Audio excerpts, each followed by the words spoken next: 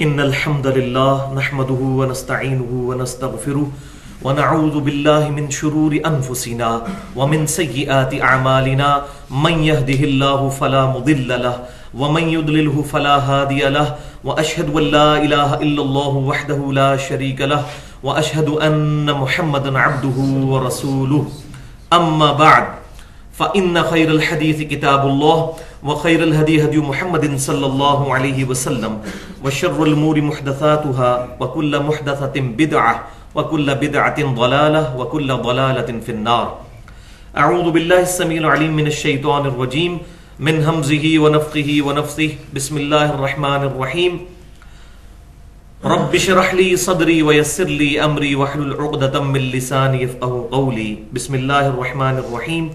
ان الله وملائكته يصلون على النبي يا ايها الذين امنوا صلوا عليه وسلموا تسليما. اللهم صل على محمد وعلى ال محمد كما صليت على ابراهيم وعلى ال ابراهيم انك حميد مجيد. اللهم بارك على محمد وعلى ال محمد كما باركت على ابراهيم وعلى ال ابراهيم انك حميد مجيد. الحمدللہ آج 2 محرم الحرام اور 3 محرم الحرام 1434 ہجری کی درمیانی رات ہے. 17 نومبر 2012 اور ہفتے کا دن ہے. محرم کا مہینہ وہ مہینہ ہے کہ جس کے پہلے ہی عشرے کے اندر اسلامی تاریخ کے 2 بہت بڑے حادثات رونما ہوئے. بہت بڑی ٹریجڈیز جنہوں نے اسلام پر ایسے اثرات چھوڑے کہ جو آج تک مٹنا ممکن نہیں. ان میں سے سب سے بڑی ٹریجڈی جو ہے وہ 1 محرم الحرام 24 ہجری کے اندر امیر المؤمنین خلیفۃ المسلمین سیدنا و مولانا و محبوبنا عمر ابن خطاب رضی اللہ تعالی عنہ کی شہادت ہے. اور دوسرا بڑا حادثہ 10 محرم الحرام عاشورہ کے دن سیدنا حسین ابن علی رضی اللہ تعالی عنہما کی مظلومانہ شہادت فرات کے کنارے. تو جہاں تک شہادت حسین رضی اللہ تعالی عنہ کا تعلق ہے تو پچھلی دفعہ میں نے 10 دسمبر 2012 14 اور 15 محرم الحرام 1433 ہجری کی درمیانی رات 2 گھنٹے اور 20 منٹ کی گفتگو کی تھی حسینیت اور یزیدیت کا تحقیقی جائزہ. تو آج میں چاہ رہا ہوں کہ یہ ایکسکلوسیولی لیکچر جو ہے محرم الحرام کے کانٹیکسٹ میں، تاکہ لوگوں کو یہ بات بھی پتہ چلے کہ محرم میں صرف سیدنا حسین رضی اللہ تعالیٰ عنہ کی شہادت نہیں، بلکہ ان سے بھی بہت بڑی ہستی جن کی وجہ سے اسلام کو شوکت ملی اور ان کی شہادت نے فتنوں کا دروازہ کھول دیا، وہ سیدنا عمر ابن خطاب رضی اللہ تعالیٰ عنہ کی مبارک ذات ہے. لیکن یہاں پر میں ان خوارج کا ساتھ نہیں دیتا کہ جنہوں نے اب یہ ٹرینڈ شروع کیا ہے کہ جی 1 محرم الحرام کو بھی چھٹی ہونی چاہیے اور فلاں دن بھی چھٹی ہونا چاہیے، اور اس طریقے پہ اب جلسے جلوس والا کام بھی شروع کر دیا. وہی لوگ جو کہ پہلے 12 ربیع الاول کے جلسے جلوسوں کو بدعت کہتے تھے، اب 1 محرم پر سیدنا عمر کے نام کے جلسے اور جلوس کر رہے ہیں. تو اب شرم کا مقام ہے اگر وہ 12 ربیع الاول کے اوپر نہ کرے. ظاہر ہے کہ کروڑوں عمر سیدنا محمد رسول اللہ صلی اللہ علیہ وسلم کی مبارک ذات پر قربان. اسی طریقے سے برسیاں بھی منانا شروع کر دی اپنے مولویوں کی، تو میں ان کی بات نہیں کر رہا. میرا اپنا پوائنٹ آف ویو یہ ہے کہ چاہے 1 محرم کی ایکٹیویٹی ہو یا 10 محرم کی، کسی بھی مکتبہ فکر کو اس چیز کی اجازت نہیں ہونی چاہیے کہ وہ پبلکلی آ کر اپنی ان چیزوں کا اظہار کرے کسی کنٹرول انوائرمنٹ کے اندر. جبکہ آج کل حالات بھی ایسے ہیں کہ جس کی وجہ سے خودکش حملوں اور باقی چیزوں کا اندیشہ ہے، اور یہ کوئی دین کی طرف سے اوبلیگیشن بھی نہیں ہے، یہ جسٹ ایکٹیویٹیز خود لوگوں نے ایڈ کی ہیں. تو اگر کرنی ہے تو ٹھیک ہے، مسجدوں کے اندر پروگرام کریں یا کنٹرول انوائرمنٹ کے اندر. پبلکلی سڑکوں کو روک لینا، بلاک کرنا، اور اس دوران کئی مریضوں کی ڈیتھ ہو جانا، یہ تمام کی تمام ایکٹیویٹیز جو ہیں بیسیکلی دین پر ظلم ڈھانے والی بات ہے، اور اس کا بڑا غلط امیج جو ہے وہ غیر مسلموں کے سامنے جا رہا ہے. تو آج کا یہ لیکچر ایکسکلوسیولی سیدنا امیر المؤمنین عمر ابن خطاب رضی اللہ تعالی عنہما کے فضائل سے ریلیٹڈ ہے،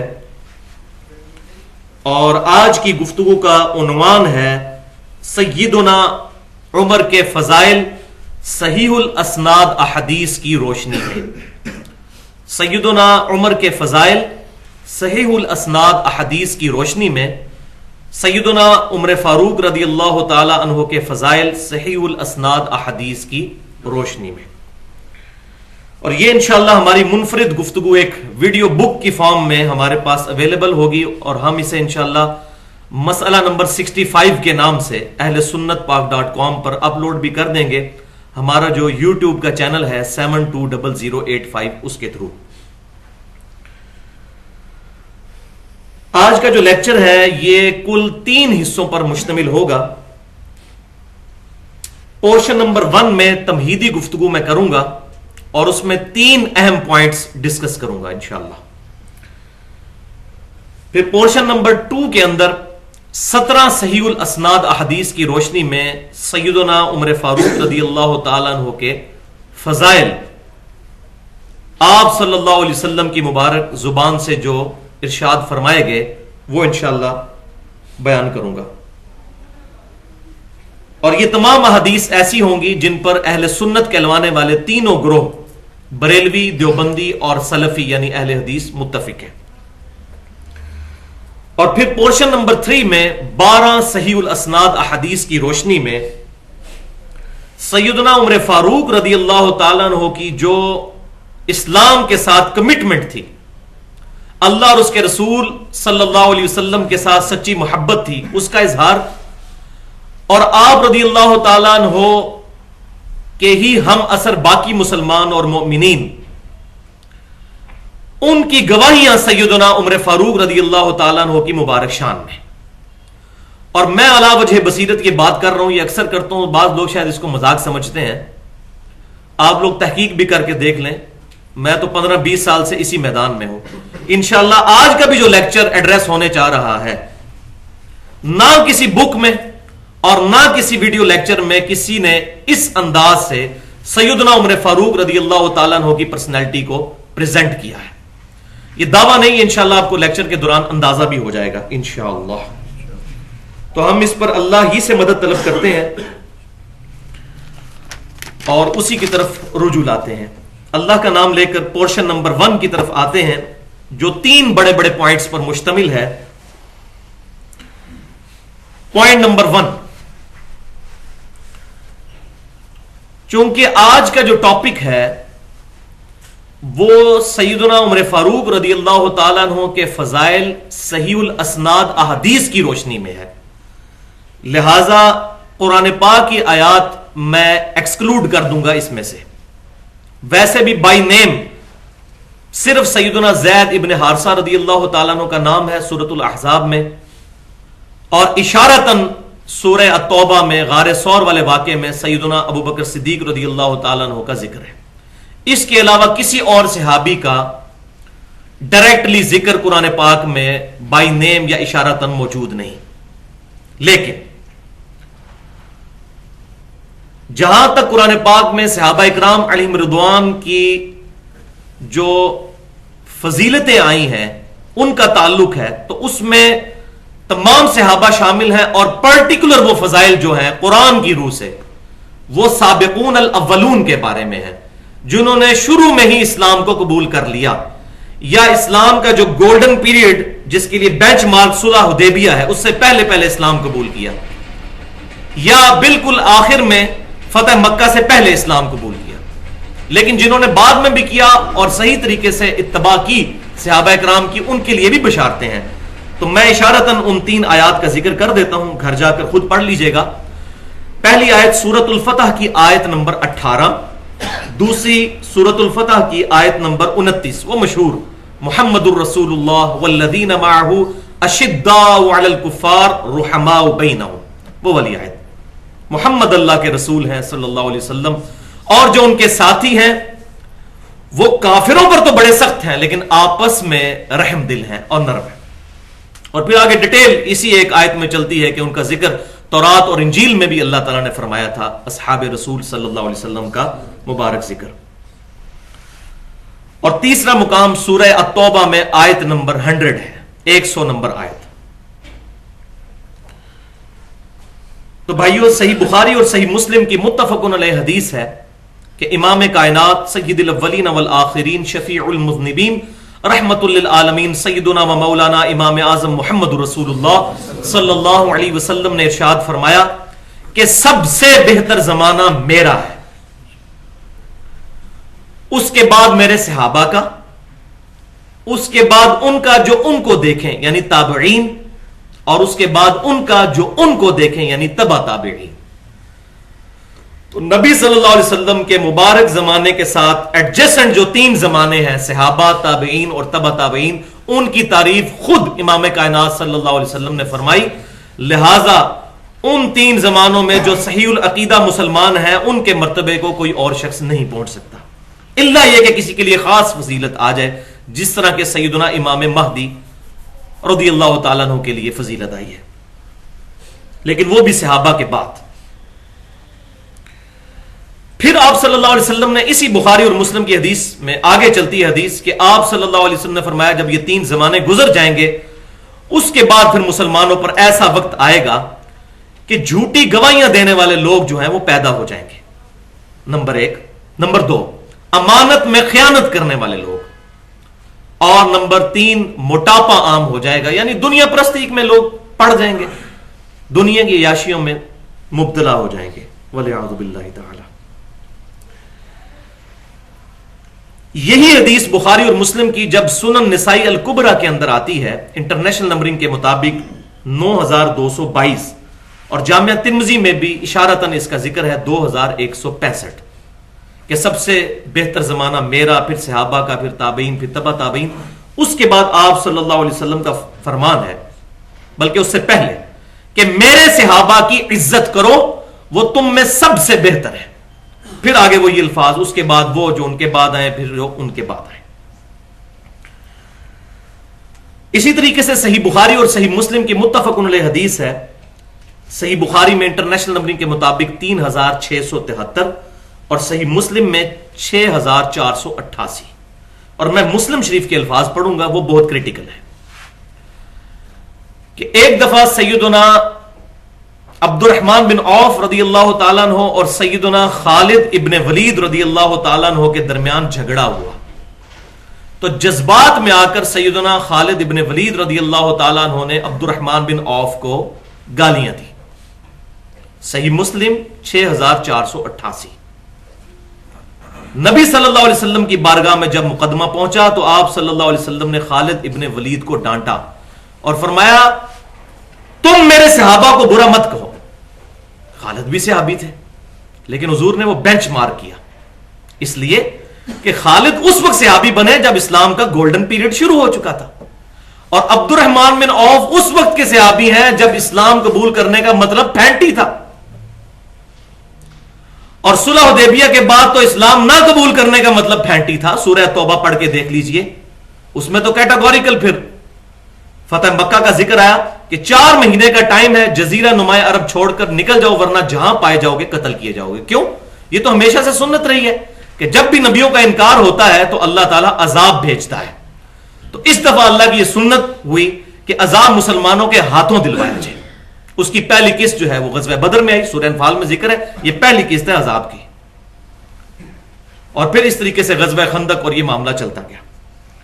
تو سیدنا خالد ابن ولید کو آپ صلی اللہ علیہ وسلم نے ڈانٹتے ہوئے فرمایا خالد میرے صحابہ کو برا مت کہو، اب تم، یہ ہمارے لیے نہیں ہے، تعویل خاص میں پرٹیکولر صحابہ کے لیے ہے کہ صحابی صحابی کو گالی نہیں نکال سکتا، ہم تو بہت بعد میں آتے ہیں.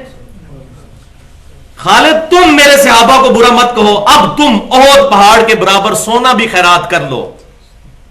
تو میرے صحابہ نے جو ایک مد گندم خیرات کی تھی آج کا 600 گرام، اس کو نہیں پہنچ سکتے، آدھا کلو کو بھی، بلکہ اس کے آدھے کو بھی نہیں پہنچ سکتے. تو یہ بھائیو حدیث ہے جس کے تحت صحابہ اکرام علیہم رضوان کو گالی گلوچ کرنے سے امام کائنات صلی اللہ علیہ وسلم نے منع فرمایا، اور پرٹیکولر سابقون الاولون کو. اور منع کس کو کیا؟ صحابہ کو ہی. ہم تو طویل عام میں بعد میں آتے ہیں. یعنی یہ نہیں ہے کہ صحابی کو اجازت ہے کہ وہ کسی صحابی کو گالیاں نکالنا شروع کر دے, جو میں نے پچھلی دفعہ ڈیٹیل کے ساتھ بتایا تھا. انشاءاللہ آج بھی میں اشارتاً ذکر کر دوں گا. تو اس کانٹیکسٹ میں جہاں تک تعلق ہے حدیث قرطاس کا, جو کہ آج اب محرم کا مہینہ جب شروع ہو چکا ہے تو زبان زد عام ہوگی اور سیدنا عمر فاروق رضی اللہ تعالیٰ عنہ پر لعن طعن شروع ہو جائے گا روافض کی طرف سے. تو اس کے کانٹیکسٹ میں الحمدللہ میں نے اس مسئلے کو ایسا کنکلوڈ کیا ہے کہ انشاءاللہ تعالی علی وجہ بصیرت آج تک کسی بندے نے اس کو اس طریقے سے کنکلوڈ نہیں کیا جو پچھلی دفعہ ہماری گفتگو ہوئی تھی 2 گھنٹے اور 48 منٹ کی اہل سنت پاک .com پر مسئلہ نمبر 55B کے نام سے ہے, وصی رسول کون ہے اور حدیث قرطاس کا تحقیقی جائزہ صلی اللہ علیہ وآلہ وسلم. تو وہ اہل سنت پاک .com پر اپلوڈ ہو چکا ہے لیکچر, تو آج میں اس کو ڈسکس نہیں کروں گا. لہٰذا وہ پچھلے 2.25 گھنٹے بھی جو تھے لیکچر کے پچھلے دفعہ, وہ بھی بیسیکلی سیدنا عمر فاروق رضی اللہ تعالیٰ عنہ پر جو ایک خاص درجے سے آگے بڑھ کر ایلیگیشن لگتی ہے اس کے اوپر میں نے الحمدللہ ڈسکشن کی تھی فرقہ واریت سے بالا تر ہو کر. اب آ جائیے بھائیو پوائنٹ نمبر 2 کی طرف. وہ یہ ہے کہ آج کی گفتگو میں ٹائم کو بچانے کے لیے اور اس گفتگو کا جو ردم ہے اس کو قائم کرنے کے لیے میں صرف کریٹیکل جو احادیث ہوں گی ان کے انٹرنیشنل نمبر بتاؤں گا, باقیوں کے نمبر نہیں بتاؤں گا, صرف حوالے دے دوں گا کہ یہ فلاں کتاب سے ہیں. اور یہ جتنی احادیث ہیں ان میں میجورٹی احادیث ایسی ہیں جو فضائل صحابہ والے چیپٹر میں ہی ہوں گی, صحیح بخاری میں یا صحیح مسلم میں یا جامعہ ترمذی میں. لیکن جو بہت کریٹیکل حدیث ہے جو ہم نے پہلے نہیں سنی ہوگی یا یقین نہیں آ رہا ہوگا کہ یہ حدیث بھی ہے, تو اس حدیث کا انشاءاللہ میں انٹرنیشنل نمبر بیروت اور حرمین کے جو علماء ہیں ان کی انٹرنیشنل نمبرنگ جس کے مطابق دارالسلام والے عربی کے نسخے جو ہے وہ چھاپتے ہیں احادیث کے کتابوں کے, اس کے مطابق میں انشاءاللہ بیان کر دوں گا. اور اس کے باوجود اگر کسی کو کسی حدیث کے بارے میں ریفرنس پوچھنا ہو تو جو لوگ یوٹیوب استعمال کرتے ہیں ان کو عام اجازت ہے وہ کمنٹس کرتے ہیں. الحمدللہ ہم نے اپنے کسی لیکچر پہ چاہے میرے خلاف بھی کمنٹس آئے ہوں کبھی کوئی کمنٹس ڈیلیٹ نہیں کیے, علمی طریقے سے جواب دیتے ہیں. تو وہ یوٹیوب پر کمنٹس کر کے یا میرا جو ای میل ایڈریس ہے mirza_95@yahoo@mail.com اس پر میل کر کے وہ ریفرنس بھی پوچھ سکتے ہیں. انشاءاللہ تعالی پوری کوشش کروں گا کہ اس کو بیان کر دوں. بھائیو چونکہ آج کا درس جو ہے وہ سیدنا عمر فاروق رضی اللہ تعالیٰ عنہ کے فضائل سے ریلیٹڈ ہے, اس لیے آج کے درس میں سیدنا عمر فاروق رضی اللہ تعالیٰ عنہ کے جو سیاسی کارنامے ہیں اور آپ رضی اللہ تعالیٰ عنہ کی جو کنٹریبیوشن ہے جس کا آج تک احسان ہم سب مسلمانوں پر ہے اس کو میں ایڈریس نہیں کروں گا. اس کے لیے الحمدللہ تاریخ کی کتابوں میں کافی سارا مواد موجود ہے. آج میرا پرٹیکولر جو ٹاپک ہے وہ رافضیوں کے بارے میں ہے کہ جو سیدنا عمر کے بارے میں غلط الفاظ اپنی زبان سے نکالتے ہیں تاکہ فضائل عمر جو ہے لوگوں کے سامنے آئے. تو اس سلسلے میں جسے شوق ہو تو وہ تاریخ ابن جریر پڑھ سکتا ہے. امام ابن جریر رحمۃ اللہ علیہ کی تاریخ تبری 310 ہجری میں فوت ہوئے, یا تاریخ دمشق پڑھ سکتے ہیں, یا تاریخ ابن کثیر پڑھ سکتے ہیں, یا تاریخ ابن خلدون پڑھ سکتے ہیں. یہ تمام تاریخی کتابیں الحمدللہ اویلیبل ہیں. اور الحمدللہ یہ سیدنا عمر کے جو کارنامے ہیں تاریخ میں یہ اہل سنت اور اہل تشیع دونوں کے ہاں موجود ہیں. ایون نہج البلاغہ کے اندر سیدنا علی رضی اللہ تعالیٰ عنہ کے خطبے ہیں سیدنا ابو بکر عمر کی شان میں. لیکن مسئلہ وہی ہے جس طرح ہماری سنیت کی اکثریت صحیح بخاری اور صحیح مسلم کے طریقے کے مطابق نماز ہی نہیں پڑھ رہی, حالانکہ کتابوں میں تو لکھا ہوا ہے. بالکل اسی طریقے سے اہل تشیع کے ہاں بھی ان کی اپنی کتابوں والا رجحان کوئی نہیں ہے. اب جا کے یہ ایران کی ریولوشن کے بعد تھوڑا بہت کام ہونا شروع ہوا ہے اور ترجمے ہونا شروع ہیں, ورنہ پہلے کے لوگ تو بالکل عوام الناس تو ابھی بھی غالب اکثریت جو ہے وہ اس معاملے میں جہالت کا شکار ہے. البتہ اگر آپ برا نہ مانے تو یہاں پر میں ایک سیدنا عمر فاروق رضی اللہ تعالیٰ عنہ کے حوالے سے چیز سجسٹ کروں گا. اور بہت بڑا کام کیا ہے قطر والوں نے. 30 اقساط کے اوپر 30 ایپیسوڈز میں سیدنا عمر فاروق رضی اللہ تعالیٰ عنہ پر ایک فلم بنائی ہے. 45 منٹ کا ایک ایپیسوڈ ہے, عربی زبان میں ہے, اور میں کہتا ہوں وہ فلم کسی بھی اعتبار سے ہالی ووڈ کی کسی بھی پکچرائزیشن سے پیچھے نہیں ہے, اتنی محنت سے, جس میں سیدنا عمر فاروق رضی اللہ تعالیٰ عنہ کی پوری بایوگرافی دکھائی گئی ہے, اسلام لانے سے پہلے سے لے کر ان کی وفات تک.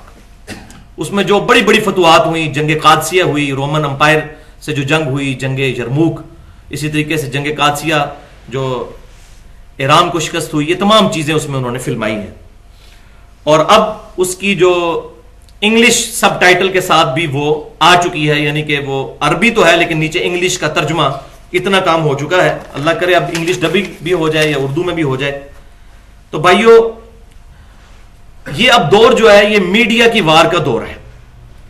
اس میں اس طرح کے ایشوز کو لوگوں تک پہنچانے کے لیے اس طرح کے جو معاملات کیے جاتے ہیں تو ان پر فوراً حرام کا فتویٰ نہیں لگانا چاہیے.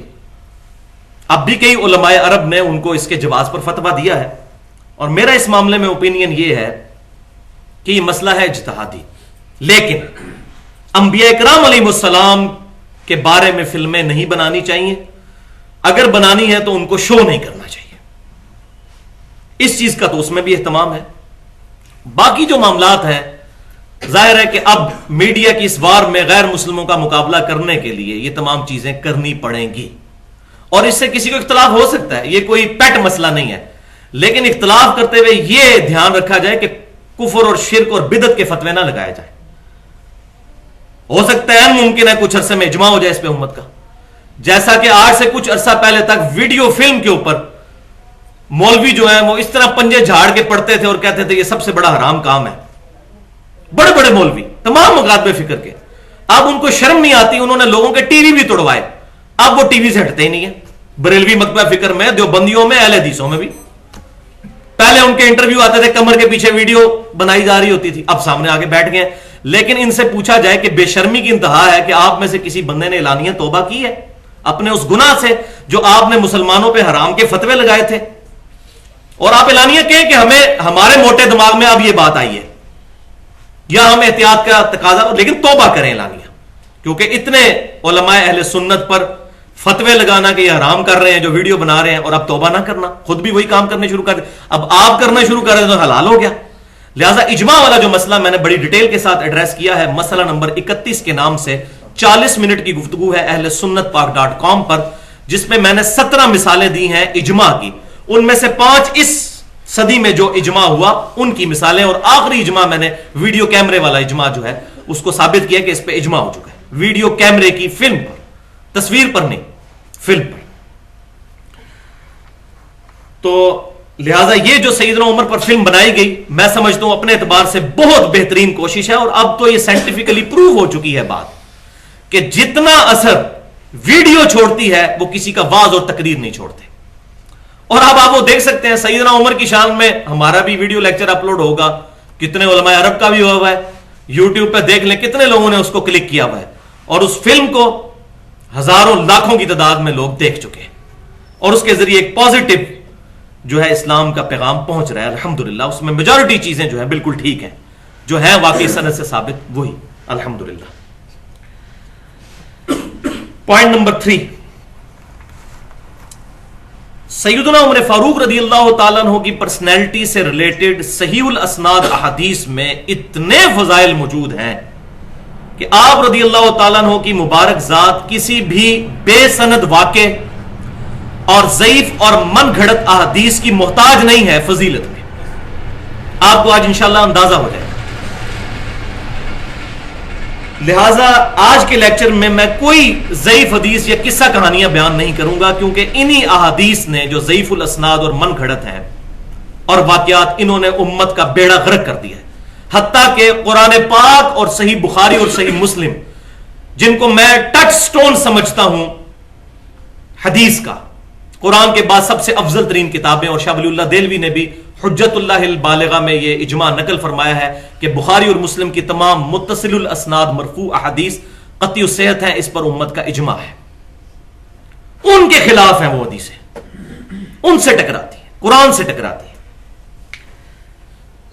تو اس کانٹیکسٹ میں شروع میں ہی 2 بڑی مثالیں بیان کر دوں کیونکہ اب جمعے تو بڑے لوگ پڑھا رہے ہیں اور یہ اکثر آپ ممبروں سے یہی جو ہے وہ ضعیف روایتیں اور قصہ کہانیاں سن رہے ہوں گے، جس میں اندازہ کریں کہ بعض اوقات انسان کا عقیدہ ہی خراب ہو جاتا ہے اس طرح کی روایتوں کو صحیح ماننے سے۔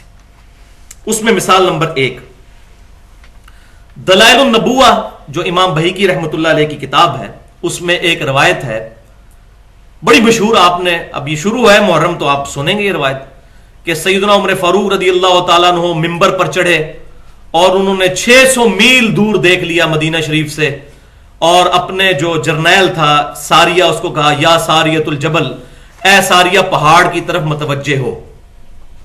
اور ایون ابن حجر اسقلانی رحمۃ اللہ علیہ نے بھی اجتہادی غلطی کے طور پر اس روایت کو حسن درجے کا کہہ دیا، حالانکہ اصول محدثین پر جس کو ابن حجر خود بھی مانتے ہیں اور صحیح مسلم کے مقدمے میں یہ اصول لکھا ہوا ہے کہ مدلس کی ان والی روایت ضعیف ہوتی ہے جب تک کہ سما کی تصریح موجود نہ ہو۔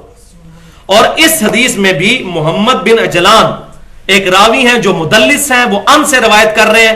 اب چیلنج ہے تمام محدثین کے لیے جو آج بھی موجود ہے، اس کی سما کی تصریح صحیح سند کے ساتھ ثابت کریں، اور اگر کسی نے اس کو دھکے کے ساتھ صحیح ماننا ہے اس روایت کو، پھر وہ روایت بھی صحیح مانے جس میں سیم حکم ہے، یہ نہیں کہ میٹھا میٹھا ہاپ ہفتے کوڑا کوڑا تھو تھو۔ مسند امام احمد میں اور مشکات المصابیح میں بھی موجود ہے عصبیت اور مفاخرت کا بیان، انٹرنیشنل نمبرنگ کے مطابق مشکات کا ہے 4902، کہ نبی صلی اللہ علیہ وسلم نے بیان فرمایا، اب یہ حدیث ہے مطلب لیکن ضعیف ہے، کہ جو شخص اپنے جاہلی نسب پر فخر کرے اس کو کہو کہ اپنے باپ کا عضو تناسل کاٹ کے اپنے منہ میں رکھ لے، اور اس سے یہ بات کنائے سے نہ کرو، ڈائریکٹ کہو کہ یہ کر۔ اب مجھے بتائیے کیا رسول اللہ صلی اللہ علیہ وسلم معاذ اللہ اس قسم کی ولگر بات کر سکتے ہیں؟ اپنا ایمان برباد کر لیں ہم اس حدیث کو مان کے۔ اس حدیث میں حسن بصری مدلس ہیں اور ان سے روایت کر رہے ہیں، اور سما کی تصریح کوئی نہیں، اور وہی رول اس پر بھی اپلائی ہوتا ہے، جس نے اس حدیث کو صحیح ماننا پھر اس کو بھی صحیح مانے۔ تو ہم 2 نمبر پالیسی نہیں کرتے، اصول محدثین پر اگر روایت صحیح ہے چاہے ہمارے خلاف بھی ہو ہم مانیں گے، اور اگر روایت صحیح نہیں چاہے ہمارے حق میں ہو نہیں مانیں گے۔ اور قرآن پاک میں کیٹاگوریکل یہ مینشن ہوا وَإِنَّكَ لَعَلَىٰ خُلُقٍ عَظِيمٍ، اور بے شک محبوب صلی اللہ علیہ وسلم آپ اخلاق کی بلند ترین مقام پر فائز ہیں۔ اور بخاری اور مسلم کی متفق علیہ حدیث ہے کہ ابو سعید خدری رضی اللہ تعالیٰ عنہ کہتے ہیں کہ نبی صلی اللہ علیہ وسلم میں کنواری لڑکیوں سے زیادہ شرم و حیا تھی، تو آپ اس قسم کی باتیں کریں گے معاذ اللہ۔ تو ایک تو یہ ٹیکنیکلی یہ روایت غلط ہوئی، دوسرا یہ واضح طور پر احادیث سے بھی ٹکرا گئی اور قرآن پاک سے، جس کی میں نے مثال آپ کو دے دی۔ اسی طریقے کی ایک اور روایت ہے، اس کو ڈسکس کرنے سے پہلے یہاں پر میں ضمناً وہ بات بھی کر دوں کہ صحیح بخاری اور صحیح مسلم کی متفق علیہ حدیث ہے کہ آپ صلی اللہ علیہ وسلم نے فرمایا اگلی امتوں میں محدث ہوا کرتے تھے، محدث جس کے دل میں اللہ بات ڈال دے، یعنی کشف اور الہام جس کو ہو جائے، محدث زیر کے ساتھ حدیث روایت کرنے والا، محدث جس کے دل میں حدیث ڈال دی جائے بات۔ تو اگلی امتوں میں محدث ہوا کرتے تھے، میری امت میں اگر کوئی ہوتا تو سیدنا عمر ہوتے۔ بعد نے ترجمہ کیا اگر کوئی ہے تو عمر ہے، اس سے بھی مسئلہ نہیں حل ہوتا کیونکہ پھر حضرت عمر کے بعد کشف تو ختم ہونا چاہیے، لیکن وہ تو اپنے بزرگوں کے لیے بھی مانتے ہیں۔ حالانکہ یہ جو حدیث ہی ضعیف ہے جس کو انہوں نے وہ کشف اور الہام کا ذریعہ بنایا ہوا تھا، اس کے بالکل مقابلے پر صحیح بخاری میں ہی انٹرنیشنل نمبرنگ کے مطابق، چونکہ کریٹیکل حدیث ہے میں نمبر بتا رہا ہوں عقیدہ صحیح کرنے کے لیے، 2641 صحیح بخاری میں خود سیدنا عمر کا قول ہے کہ پہل جب تک نبی صلی اللہ علیہ وسلم ہم میں موجود تھے اللہ تعالیٰ وحی کے ذریعے ہمارا مواخذہ کر لیتا تھا، چھپی ہوئی باتیں ظاہر کر دیتا تھا۔ جب سے رسول اللہ صلی اللہ علیہ وسلم دنیا سے تشریف لے گئے اب ہمیں نہیں پتا لوگوں کے دلوں میں کیا ہے، ہم ان کے ظاہری حالات کے اوپر ہی فیصلہ کرتے ہیں۔ حضرت عمر نے خود ہی انکار کر دیا، تو کشف اور الہام والی بات کہاں سے آ گئی؟ اب دیکھیں وہ یا ساریۃ الجبل اس سے بھی ٹکراتی ہے، اور لہٰذا وہ محدث والی جو حدیث صحیح بخاری اور مسلم کی، اس کا صحیح فہم یہ ہے کہ اگر کوئی ہوتا تو یہ ہوتے، ورنہ پہلی امتوں میں تھے۔ اور اس میں نے الحمدللہ ایک جملہ ایڈ کیا ہے جو اللہ تعالیٰ نے میرے دماغ میں یہ بات ڈالی، الحمدللہ جب انسان دین کے راستے پر چڑھتا ہے تو اللہ تعالیٰ انسان کو گائیڈ کرتا ہے. والذین جاہدوا فینا لنہدینہم سبلنا, جو لوگ ہماری راہ میں کوشش کرتے ہیں ہم اپنی راہیں ان کے لیے کھولتے ہیں. یہ کشف الہام نہیں ہے, کوئی ڈیفینیٹ چیز نہیں ہے. ایک دماغ میں سوچ آئی کہ میرا اپنا پوائنٹ آف ویو یہ ہے کہ جس طریقے سے پہلی امتیں جو تھیں ان میں سجدہ تعظیمی جائز تھا, جیسے کہ قرآن پاک میں آیا کہ یوسف علیہ السلام کو ان کے بھائیوں نے اور والدین نے کیا, حضرت آدم علیہ السلام کو فرشتوں نے کیا, لیکن ہماری امت میں سنن ابن ماجہ کی صحیح حدیث کے تحت یہ سجدہ تعظیمی حرام ہے. تو توحید آخری درجے میں کامل ہوئی ہماری امت میں کہ سجدہ تعظیمی بھی حرام کر دیا گیا جو جائز تھا. اسی طریقے سے ختم نبوت بھی آخری درجے میں ہوئی کہ پہلی امتوں میں انبیاء کے علاوہ بھی لوگوں کو کشف اور الہام ہوتا تھا. حضور صلی اللہ علیہ وسلم کی ختم نبوت کی برکت سے اب یہ قیامت تک کے لیے ختم کر دیا گیا کہ کسی کو کشف الہام نہیں ہوگا, کوئی دعوی نبوت ہی نہ کر لے. اگر کوئی کرتا ہے تو وہ پھر غلام احمد قادیانی ہوگا یا اس کا بھائی ہوگا, کوئی بزرگ نہیں ہوگا.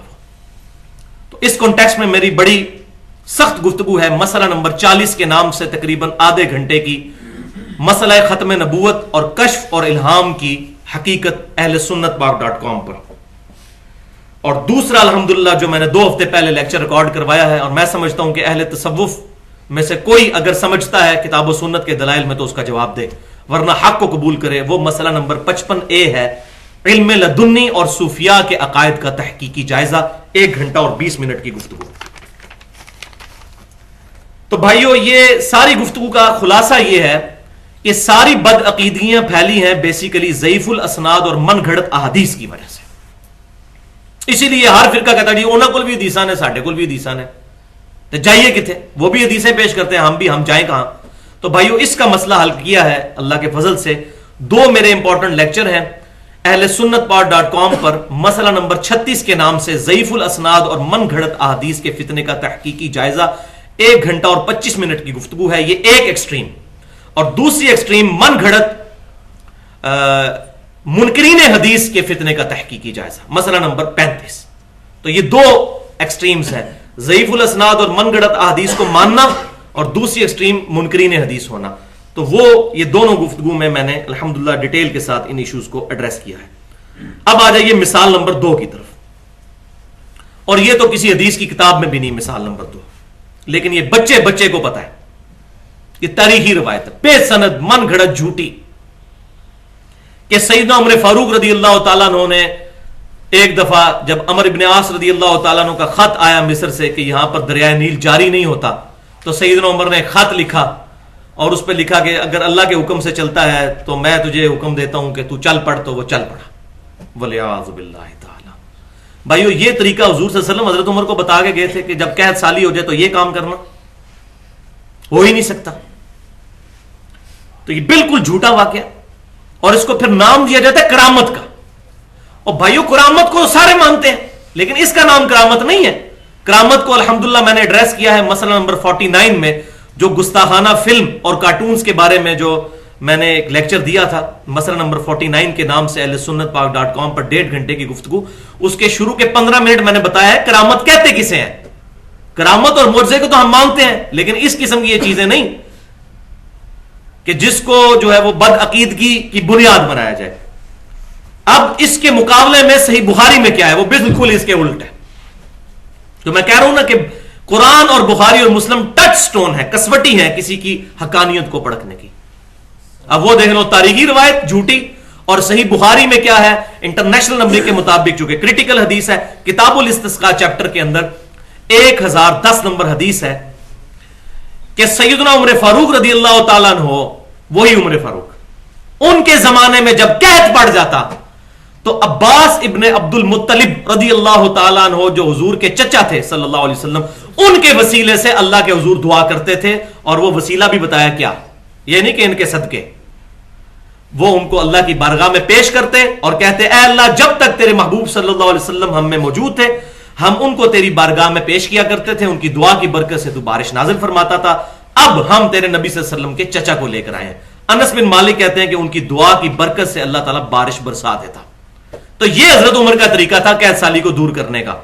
یہ نہیں کہ خط لکھتے تھے, وہ یہاں بھی خط بادلوں میں پھینک دیتے. یہ سب جھوٹی باتیں, عجیب قسم کی قصہ کہانیاں امت کو خوش کرنے کے لیے. اور یہ نہیں پتا کہ اس کے ذریعے سے کتنی بدعقیدگی امت کے اندر پھیل رہی ہے. وَلِعَوْذُ بِاللَّهِ تَعَالَى.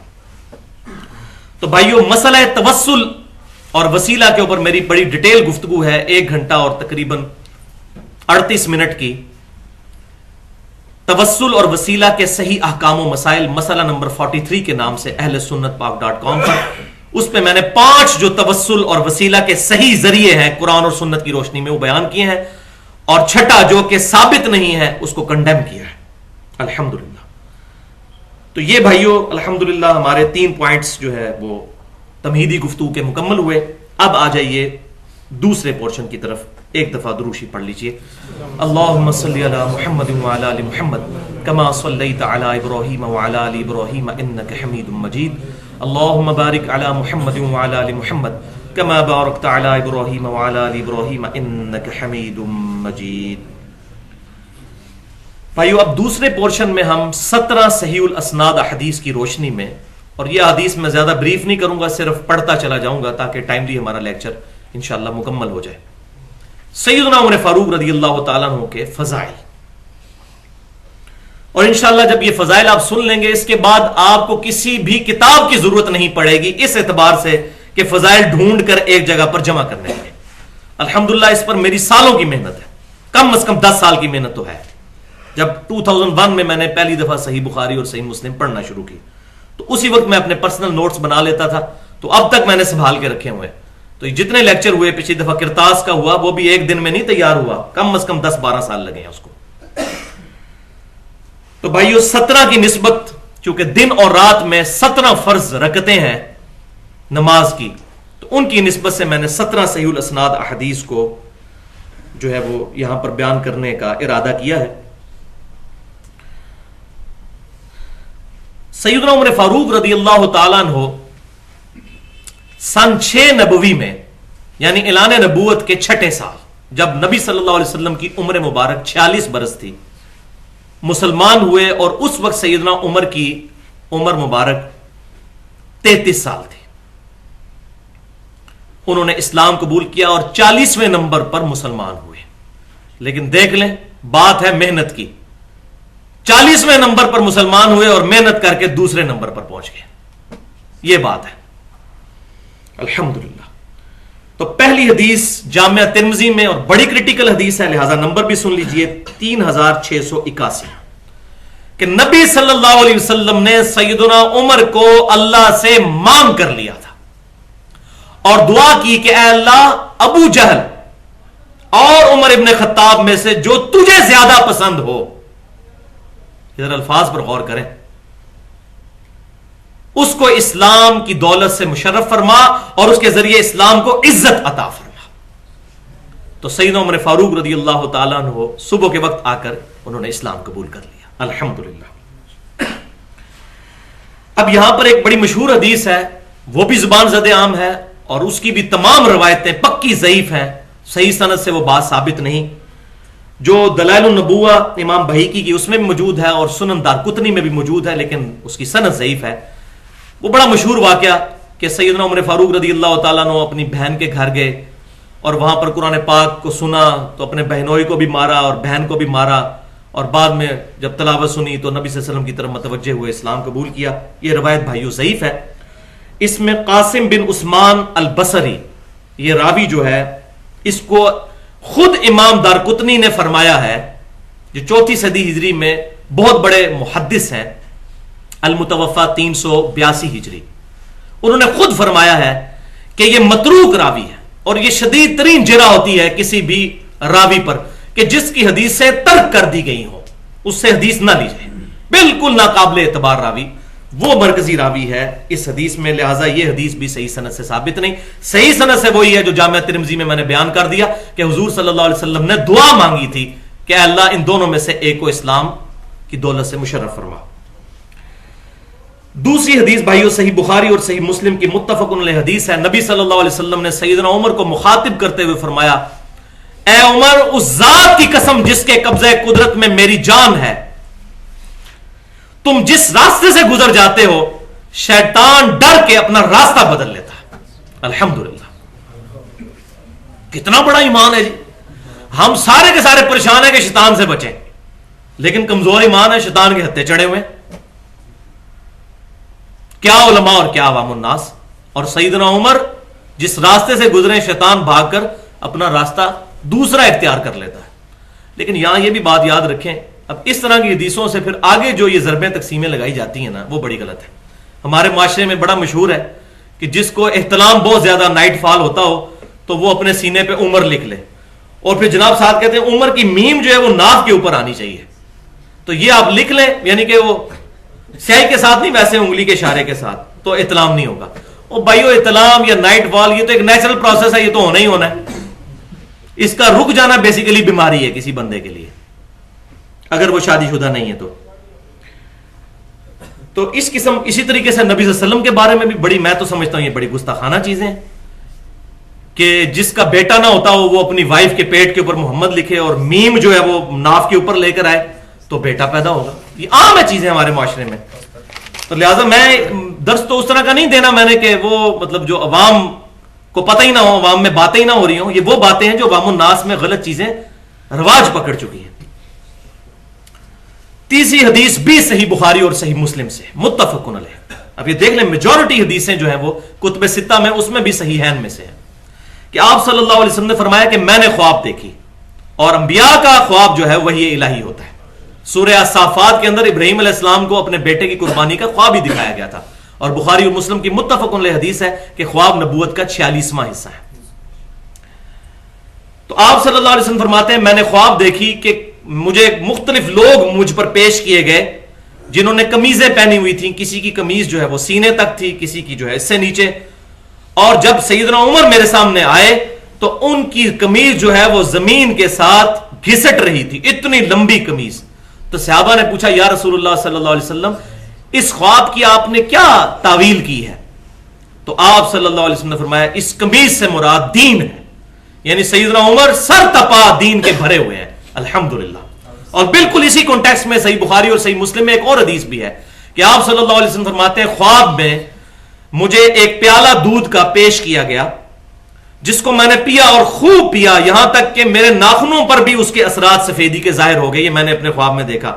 اور پھر میں نے وہ پیالہ عمر کو دے دیا، پھر عمر نے بھی پیا، اور وہ سارا انہوں نے دودھ جو ہے وہ اپنے اندر کیا. تو صحابہ کرام نے پوچھا یا رسول اللہ صلی اللہ علیہ وسلم آپ نے اس کی تعویل کیا کی ہے؟ تو فرمایا اس سے مراد علم ہے، دین بھی اور علم بھی الحمدللہ.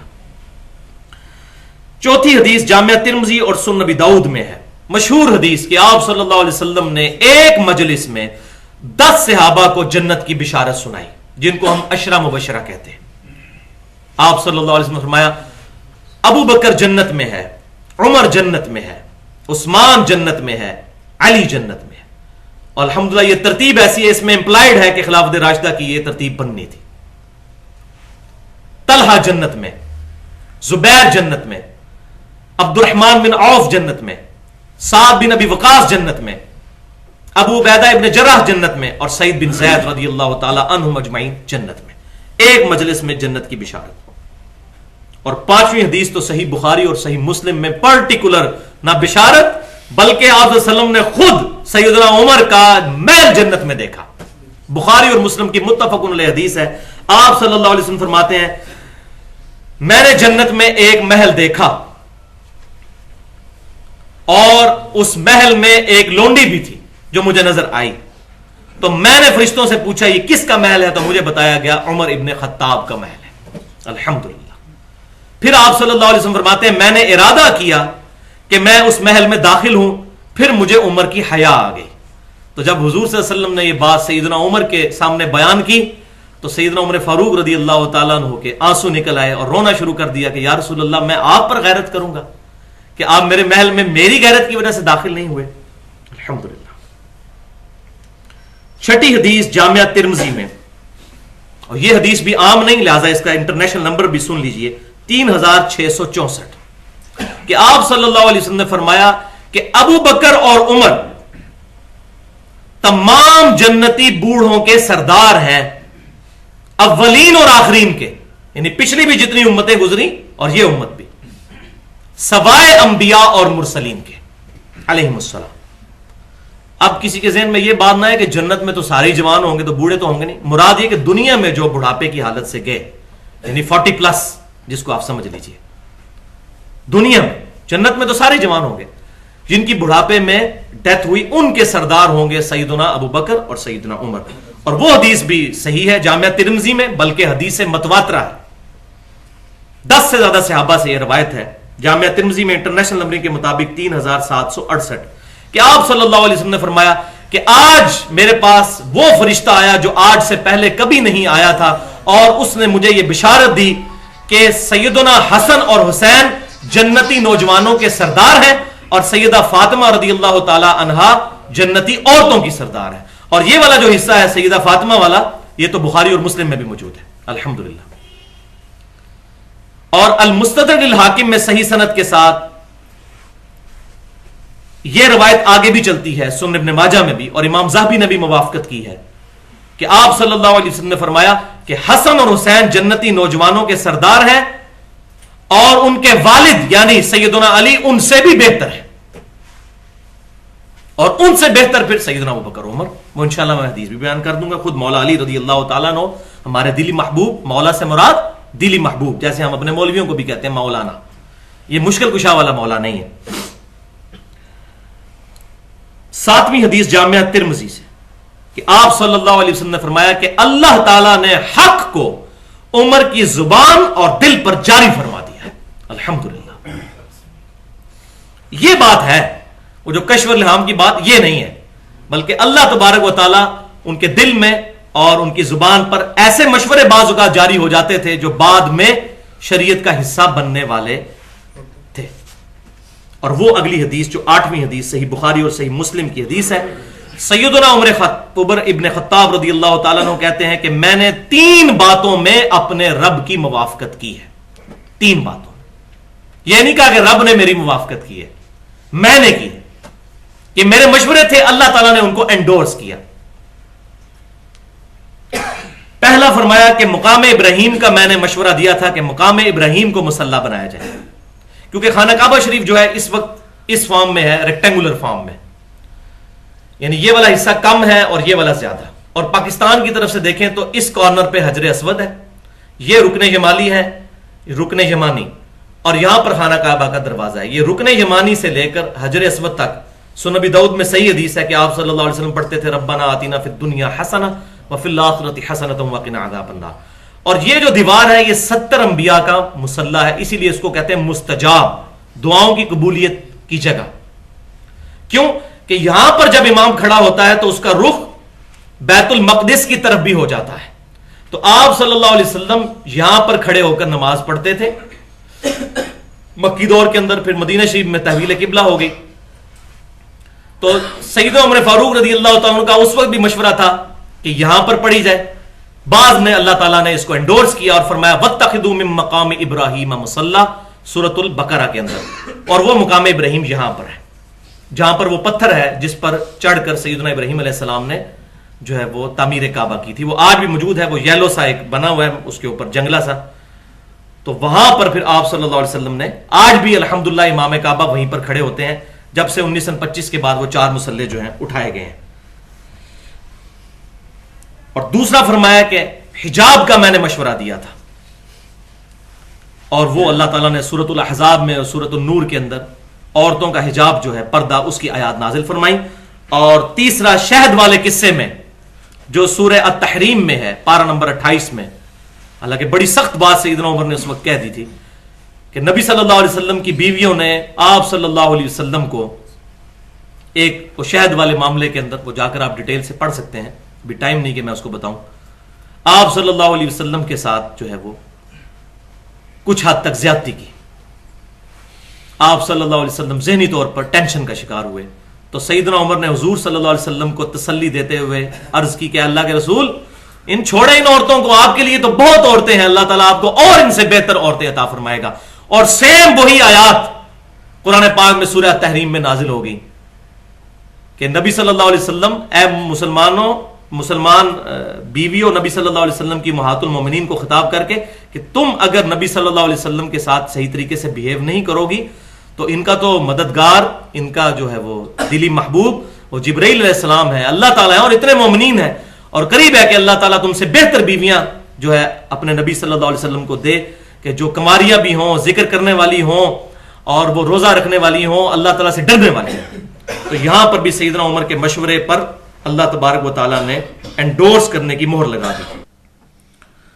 تو بھائیو، اس کانٹیکسٹ میں جو سورہ التحریم کا ذکر ہوا، یہ بات بھی سمجھ لیجئے کہ سیدنا عمر فاروق رضی اللہ تعالیٰ عنہ بیسیکلی نبی صلی اللہ علیہ وسلم کے سسر تھے، یعنی سیدہ حفصہ رضی اللہ تعالیٰ عنہا کے والد محترم۔ اس لحاظ سے بھی آپ صلی اللہ علیہ وسلم کو جو انہوں نے مشورہ دیا تو وہ بالکل درست تھا۔ اور اسی کانٹیکسٹ میں یہ بھی یاد کر لیجئے کہ جامعہ ترمذی میں صحیح سند کے ساتھ انٹرنیشنل نمبرنگ کے مطابق 3686 نمبر حدیث ہے، اور اس حدیث کو شیخ البانی رحمہ اللہ بھی صحیح کہتے ہیں، اور شیخ زبیر علی زئی صاحب جو ہیں وہ بھی اس کو صحیح کہتے ہیں۔ مشکات المصابیح میں انہوں نے حکم لگایا کہ آپ صلی اللہ علیہ وسلم نے ارشاد فرمایا، اگر میرے بعد کوئی نبی ہوتا تو وہ سیدنا عمر ابن خطاب ہوتے رضی اللہ تعالی عنہ۔ لیکن یہ ظاہر ہے کہ بات فضیلت کے طور پر تھی، جیسا کہ سورہ الزخرف کی آیت نمبر 81 میں بھی آتا ہے، بسم اللہ الرحمن الرحیم، قل ان کان للرحمن ولد فانا اول العابدین۔ اے محبوب صلی اللہ علیہ وسلم آپ فرما دیجئے بفرض محال اگر اللہ کا کوئی بیٹا ہوتا تو سب سے پہلے میں اسے پوچھتا۔ تو اللہ کا تو کوئی بیٹا نہیں ہے۔ قل هو اللہ احد اللہ الصمد لم یلد ولم یولد ولم یکن له کفوا احد۔ تو یہ بات سمجھانے کے لیے ہے کہ اگر ہوتا تو یہاں بھی یہی ہے کہ اگر کوئی نبی آتا تو سیدنا عمر ہوتے، لہذا اس معاملے میں کوئی پریشان ہونے کی ضرورت نہیں ہے۔ نویں حدیث صحیح بخاری میں ہے کہ ایک دفعہ سیدنا ابوبکر صدیق، سیدنا عمر فاروق اور سیدنا عثمان غنی رضی اللہ عنہم اجمعین یہ احد پہاڑ پر چڑھے، تو احد پہاڑ پر ہلکا سا زلزلہ آیا، تو آپ صلی اللہ علیہ وسلم نے فرمایا، اے احد ٹھہر جا، اس وقت تجھ پر ایک اللہ کا نبی، ایک صدیق اور 2 شہید ہیں۔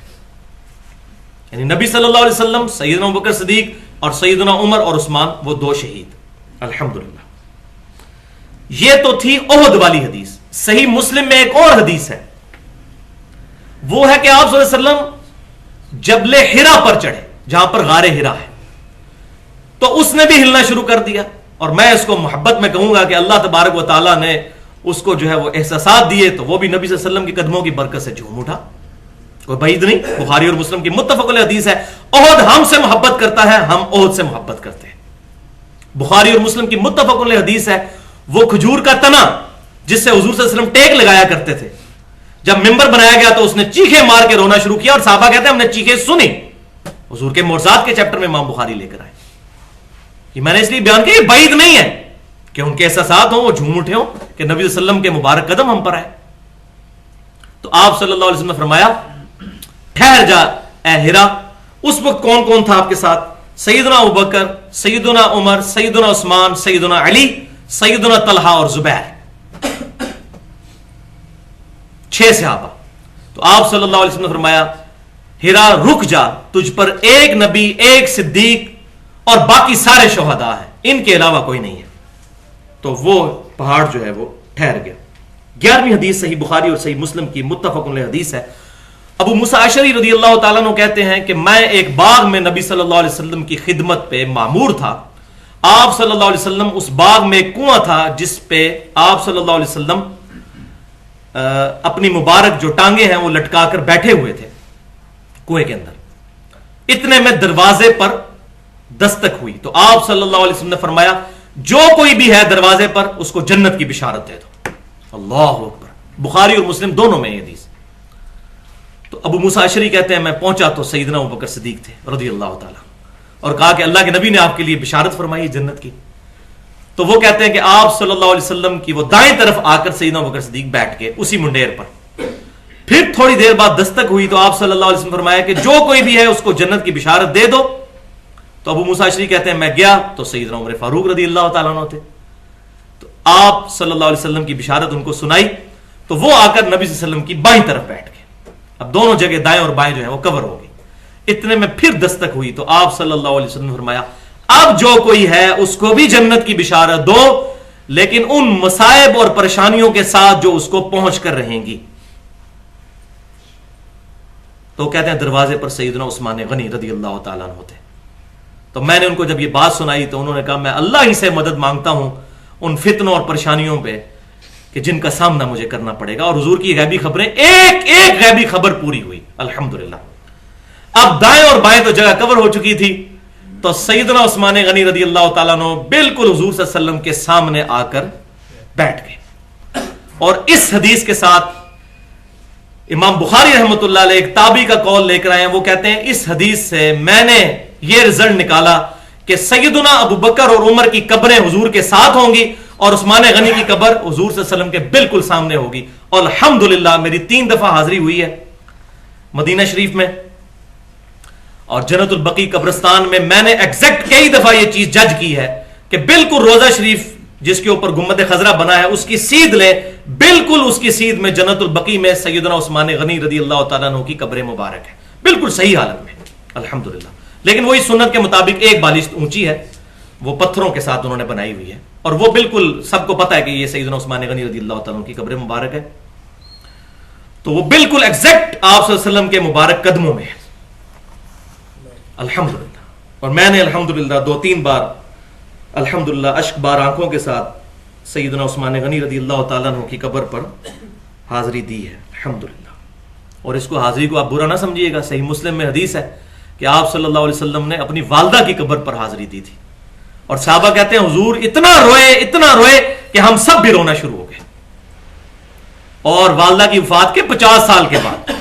لہذا یہ جو مشہور ہے جی وہ قبروں پہ، وہ قبروں والا جو معاملہ ہے وہ عورتیں بھی قبرستان جا سکتی ہیں، صحیح مسلم میں حدیث ہے کہ سیدہ عائشہ نے پوچھا یا رسول اللہ صلی اللہ علیہ وسلم میں قبرستان جاؤں تو کون سی دعا پڑھوں؟ تو آپ صلی اللہ علیہ وسلم نے حضرت عائشہ کو یہ دعا سکھائی تھی، السلام علیکم اہل الدیار من المؤمنین والمسلمین وانا ان شاء اللہ بکم للاحقون نسأل اللہ لنا ولکم العافیہ۔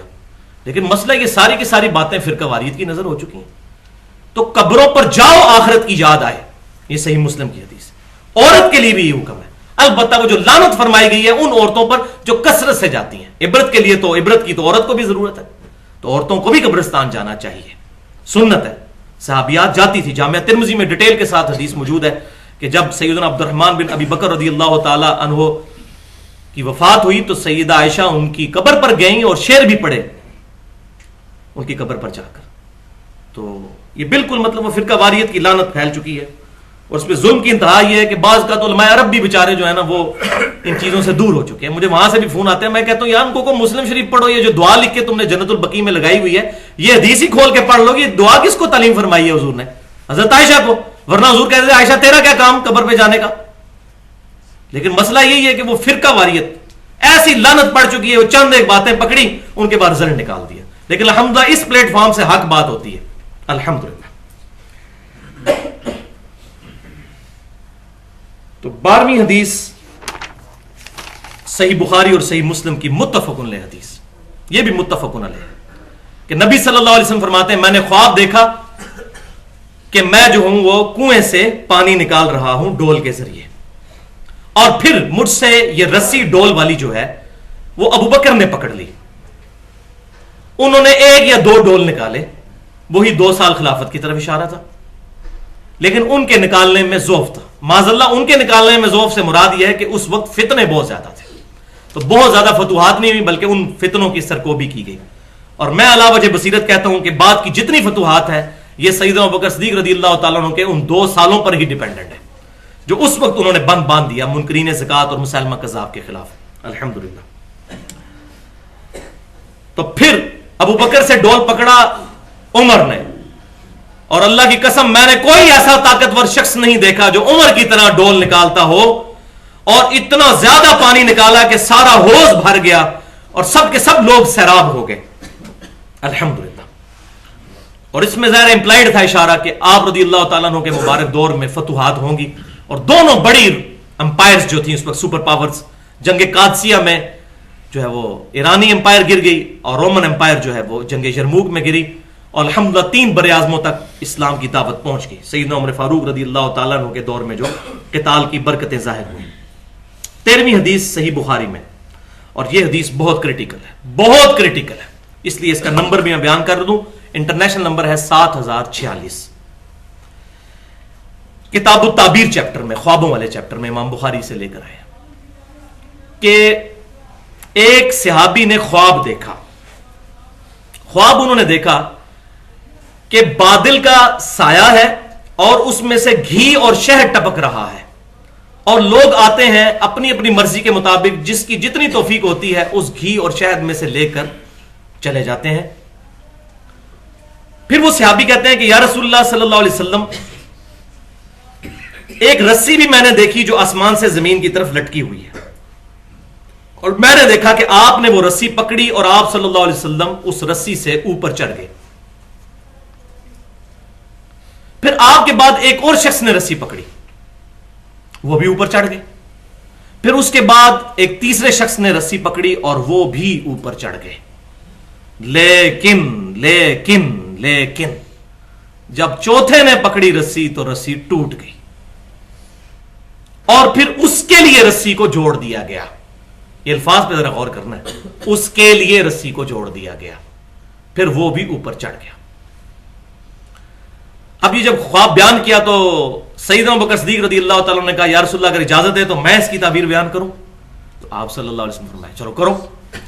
تو انہوں نے کہا یا رسول اللہ صلی اللہ علیہ وسلم، یہ جو سائبان دیکھا اور اس میں سے گھی اور شہد جو ٹپک رہا ہے، اس سے مراد قرآن اور اسلام کی دولت ہے، اور لوگ آ کر اپنا اپنا حصہ اس میں سے لے رہے ہیں، جس کا جتنا ظرف ہے اس کے مطابق قرآن اور اسلام میں سے لے رہے ہیں۔ اور پھر آپ صلی اللہ علیہ وسلم جو ہے وہ اللہ تعالیٰ کی طرف چلے جائیں گے اس رسی کو پکڑ کے۔ پھر آپ کے بعد ایک شخص جو ہے وہ آپ کی جگہ پر آئے گا، لیکن اس میں نام نہیں ہے کہ کس کو دیکھا، ایک شخص کی بات ہے، وہ بھی اوپر چڑھ جائے گا، پھر دوسرا بھی، اور تیسرا جب چڑھے گا تو رسی ٹوٹ جائے گی، لیکن پھر اللہ تعالیٰ اس کے لیے رسی جوڑ دے گا۔ تو پھر کہا یا رسول اللہ میں نے تعبیر صحیح کی؟ تو آپ صلی اللہ علیہ وسلم نے فرمایا کچھ صحیح ہے اور کچھ غلط۔ تو سیدنا ابو بکر صدیق رضی اللہ تعالیٰ نے کہا کہ اے اللہ کے رسول، میں آپ کو اللہ کی قسم دیتا ہوں کہ مجھے اس کی صحیح تعبیر بیان کریں۔ تو آپ صلی اللہ علیہ وسلم نے تعبیر بیان نہیں فرمائی اور فرمایا مجھے اللہ کی قسم مت دو، ان اٹینڈڈ ہی آپ صلی اللہ علیہ وسلم نے اس کو چھوڑ دیا۔ لیکن الحمدللہ باقی احادیث سے بالکل اس کے اشارے ملتے ہیں کہ اس سے مراد کیا تھا، کہ سیدنا ابو بکر صدیق کا دور بہت اچھا دور، پھر سیدنا عمر کا دور، سیدنا عثمان غنی رضی اللہ تعالیٰ کے مبارک دور میں آپ رضی اللہ تعالیٰ عنہ سے کچھ ایسی اجتہادی غلطیاں ہوئیں جس کی وجہ سے صحابہ کرام آپ کے خلاف ہوئے، اور بد نیتی کے ساتھ نہیں، وہ بدبخت ہے جو کہتا ہے کہ بد نیتی کے ساتھ ہوئی۔ انسان ہے، انسان سے غلطی ہو سکتی ہے، نیک نیتی کے ساتھ تالیف قلب کے لیے انہوں نے اپنے رشتہ داروں کو گورنری کے عہدوں پر فائز کیا، جس کی وجہ سے مسلمان صحابہ کرام اور تابعین ان کے خلاف ہوئے، لیکن اس کا رزلٹ بڑا غلط نکلا کہ ان کو شہید کر دیا گیا۔ اور میں ابن عمر کا قول یہاں پر بیان کروں گا، المصنف ابن ابی شیبہ سے، بہت پیاری بات ابن عمر نے کہی کہ لوگوں عثمان نے بہت بڑی غلطی کی تھی، جو بخاری شریف میں موجود ہے کہ غزوہ احد میں بھاگ گئے تھے، لیکن قرآن میں اللہ تعالیٰ نے ان کو معاف کر دیا سورہ آل عمران میں، وَلَقَدْ عَفَا اللَّهُ، بے شک اللہ ان کو معاف کر چکا، لیکن عثمان سے چھوٹی غلطی ہوئی لیکن تم نے اس کو معاف نہیں کیا اور اس کو قتل کر دیا، وَلِعَاذُ بِاللَّهِ تعالی۔ اور یہ بہت بڑا فتنہ مسلمانوں کے اوپر سیدنا عثمان غنی رضی اللہ تعالیٰ عنہ کی شہادت کی شکل میں آیا۔ آپ رضی اللہ تعالیٰ عنہ کی شہادت کے بعد پھر فتنے تو سیدنا عمر کی شہادت سے شروع ہو گئے تھے، لیکن اس کے بعد ایکسپونینشلی جو ہے وہ رائز کر گئے سارے کے سارے فتنے۔ تو سیدنا عثمان غنی رضی اللہ تعالیٰ عنہ کے لیے وہ رسی جوڑی گئی، جس کا صحیح مفہوم جو ہے وہ بخاری اور مسلم کی اس حدیث سے سمجھ آتا ہے کہ آپ صلی اللہ علیہ وسلم نے فرمایا، متفق علیہ حدیث ہے، کہ مسلمان کو جو دکھ، درد اور تکلیف پہنچتی ہے اللہ تعالیٰ اس کے بدلے اس کے گناہوں کو معاف کر دیتا ہے۔ تو بیسیکلی سیدنا عثمان غنی رضی اللہ تعالیٰ عنہ کی شہادت ان کی اس اجتہادی غلطیوں کا کفارہ بن گئی۔ تو وہ حدیث میں الفاظ ہے اس کے لیے رسی کو جوڑ دیا جائے گا، وہ کفارہ بن گئی ان کی غلطیوں کا۔ الحمدللہ آج وہ خود لعنتی ہے جو سیدنا عثمان غنی رضی اللہ تعالیٰ عنہ پر لعنت بھیجتا ہے۔ تو الحمدللہ ہم اہل سنت کا تو منہج ہی یہی ہے کہ ہم سب سے محبت کرتے ہیں، صحابہ سے، اہل بیت سے، تابعین سے، تبع تابعین جو صحیح العقیدہ ہیں، الحمدللہ۔ 14ویں حدیث صحیح بخاری اور صحیح مسلم کی متفق علیہ حدیث ہے، یہ بہت کریٹیکل حدیث ہے یہ، لیکن عام ہے کہ آپ صلی اللہ علیہ وسلم نے فرمایا کہ میری امت اور فتنوں کے درمیان ایک دروازہ ہے جب وہ دروازہ توڑ دیا جائے گا تو میری امت پر فتنے شروع ہو جائیں گے، اور وہ دروازہ عمر ہے۔ اور دیکھ لیں سیدنا عمر کا وہ دروازہ ٹوٹا، پھر فتنے شروع ہو گئے، اور اسی فتنوں کا حصہ جو بنے پھر سیدنا عثمان غنی رضی اللہ تعالیٰ عنہ بھی اس کا شکار ہوئے، سیدنا علی بھی شکار ہوئے، اور کرتے کرتے یہ واقعہ ہرا، اور یہ بیچ میں خانہ کعبے پر چڑھائی، اور سیدنا امام حسین رضی اللہ تعالیٰ عنہ کی مظلومانہ شہادت بھی انہی فتنوں کا جو ہے وہ سلسلہ اور تسلسل ہے۔ 15ویں حدیث مسند امام احمد میں، اور یہ بہت کریٹیکل حدیث ہے، اس کا میں انٹرنیشنل نمبرنگ بھی بتا دوں، 18430 اور جلد 4 صفحہ 273 پر، کہ آپ صلی اللہ علیہ وسلم نے فرمایا کہ اللہ تعالیٰ جب تک چاہے گا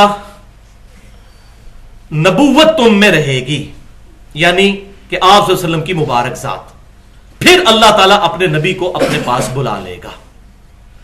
اس کے بعد آپ صلی اللہ علیہ وسلم نے فرمایا کہ پھر خلافت علی منہاج النبوہ قائم ہو جائے گی، اور وہ بھی اس وقت تک رہے گی جب تک اللہ چاہے گا، اور پھر خلافت علی منہاج النبوہ کے ختم ہونے کے بعد کاٹ کھانے والی ملوکیت کا دور شروع ہو جائے گا، پھر وہ بھی رہے گی جب تک اللہ چاہے گا، پھر اس کے بعد جابر حکمرانوں کا دور شروع ہو جائے گا، اور وہ بھی دور رہے گا جب تک اللہ چاہے گا، اور پھر اس کے بعد ایک دفعہ خلافت علی منہاج النبوہ پوری دنیا میں جو قائم ہونی ہے وہ آئے گی، یعنی امام مہدی رضی اللہ تعالیٰ عنہ کی خلافت۔ تو اس میں 5 ادوار آپ صلی اللہ علیہ وسلم نے گنوائے، جن میں سے تقریباً سمجھیں کہ 4 گزر چکے ہیں، نہیں تو 3.25 تو گزر چکے ہیں۔ پہلا دور خلافت راشدہ کا 30 سال، وہ آگے میں حدیث میں بیان کر دوں گا۔ سیدنا حسن کی صلح کے بعد وہ خلافت راشدہ ختم۔ اس کے بعد دوسرا دور کاٹ کھانے والی ملوکیت، جو بنو امیہ اور بنو عباس کا دور، جو تقریباً 1000 سال تک چلا۔ پھر تیسرا دور کہا جابر حکمران تم پر قابض ہو جائیں گے، یہ کلونین پاورز جو آ گئیں، کہیں پر فرانسیسی آ کے بیٹھ گئے، کہیں پر جو ہے وہ انگریز آ کر بیٹھ گئے، اور پوری دنیا کے مسلمانوں کو انہوں نے جو ہے وہ مغلوب کر لیا، اور سلطنت عثمانیہ بھی ٹوٹ گئی، وہ آخری جو ہے ضرب مسلمانوں پر لگی۔ اور پھر اب یہ چوتھے دور کی طرف جو ہے وہ 5واں دور، ایک تو نبی صلی اللہ علیہ وسلم کا تھا نا، تو یہ 5واں دور، یعنی آپ صلی اللہ علیہ وسلم کا دور مبارک، اس کے بعد خلافت راشدہ، اس کے بعد کاٹ کھانے والی ملوکیت، پھر چوتھا دور جو ہے وہ کلونیل پاورز کا، جابر حکمران، اور اب انشاءاللہ تعالی اسلام کی نشت ثانیہ کی طرف جو ہے وہ تقریباً آغاز ہو چکا ہے، اور کتاب و سنت کی دعوت پھیلنا شروع ہو گئی ہے، تا وقت کہ سیدنا امام مہدی، جن کے بارے میں اہل سنت اور اہل تشیع دونوں کے ہاں احادیث ملتی ہیں، مسند امام احمد میں، سنن نبی داؤد میں صحیح سند کے ساتھ، کہ قیامت اس وقت تک قائم نہیں ہوگی جب تک کہ میری بیٹی فاطمہ کی اولاد میں سے میرے نام پر، یعنی محمد مہدی، ایک شخص نہ پیدا ہو جائے کہ اللہ تعالیٰ اس کے ذریعے پوری دنیا کو انصاف سے بھر دے گا۔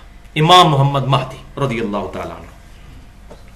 16ویں حدیث جامعہ ترمذی اور سنن نبی داؤد میں، اور یہ کریٹیکل حدیث ہے، ترمذی کا نمبر 2226 اور سنن نبی داؤد کا 4646، جو میں نے کہا تھا خلافت علی منہاج النبوہ 30 سال رہے گی، یہ وہ ہے کہ سیدنا سفینہ جو نبی صلی اللہ علیہ وسلم کے آزاد کردہ غلام تھے، انہوں نے کہا کہ نبی صلی اللہ علیہ وسلم نے فرمایا کہ میرے بعد خلافت 30 سال تک رہے گی۔ پھر انہوں نے اپنے شاگرد کو کہا کہ گن، ابو بکر کے 2 سال، عمر کے 10 سال، عثمان کے 12 سال، اور علی کے 6 سال، یہ کل ہوئے بیٹا 30۔ یہ بریک اپ بھی انہوں نے بتایا سنن ابی داؤد کے اندر۔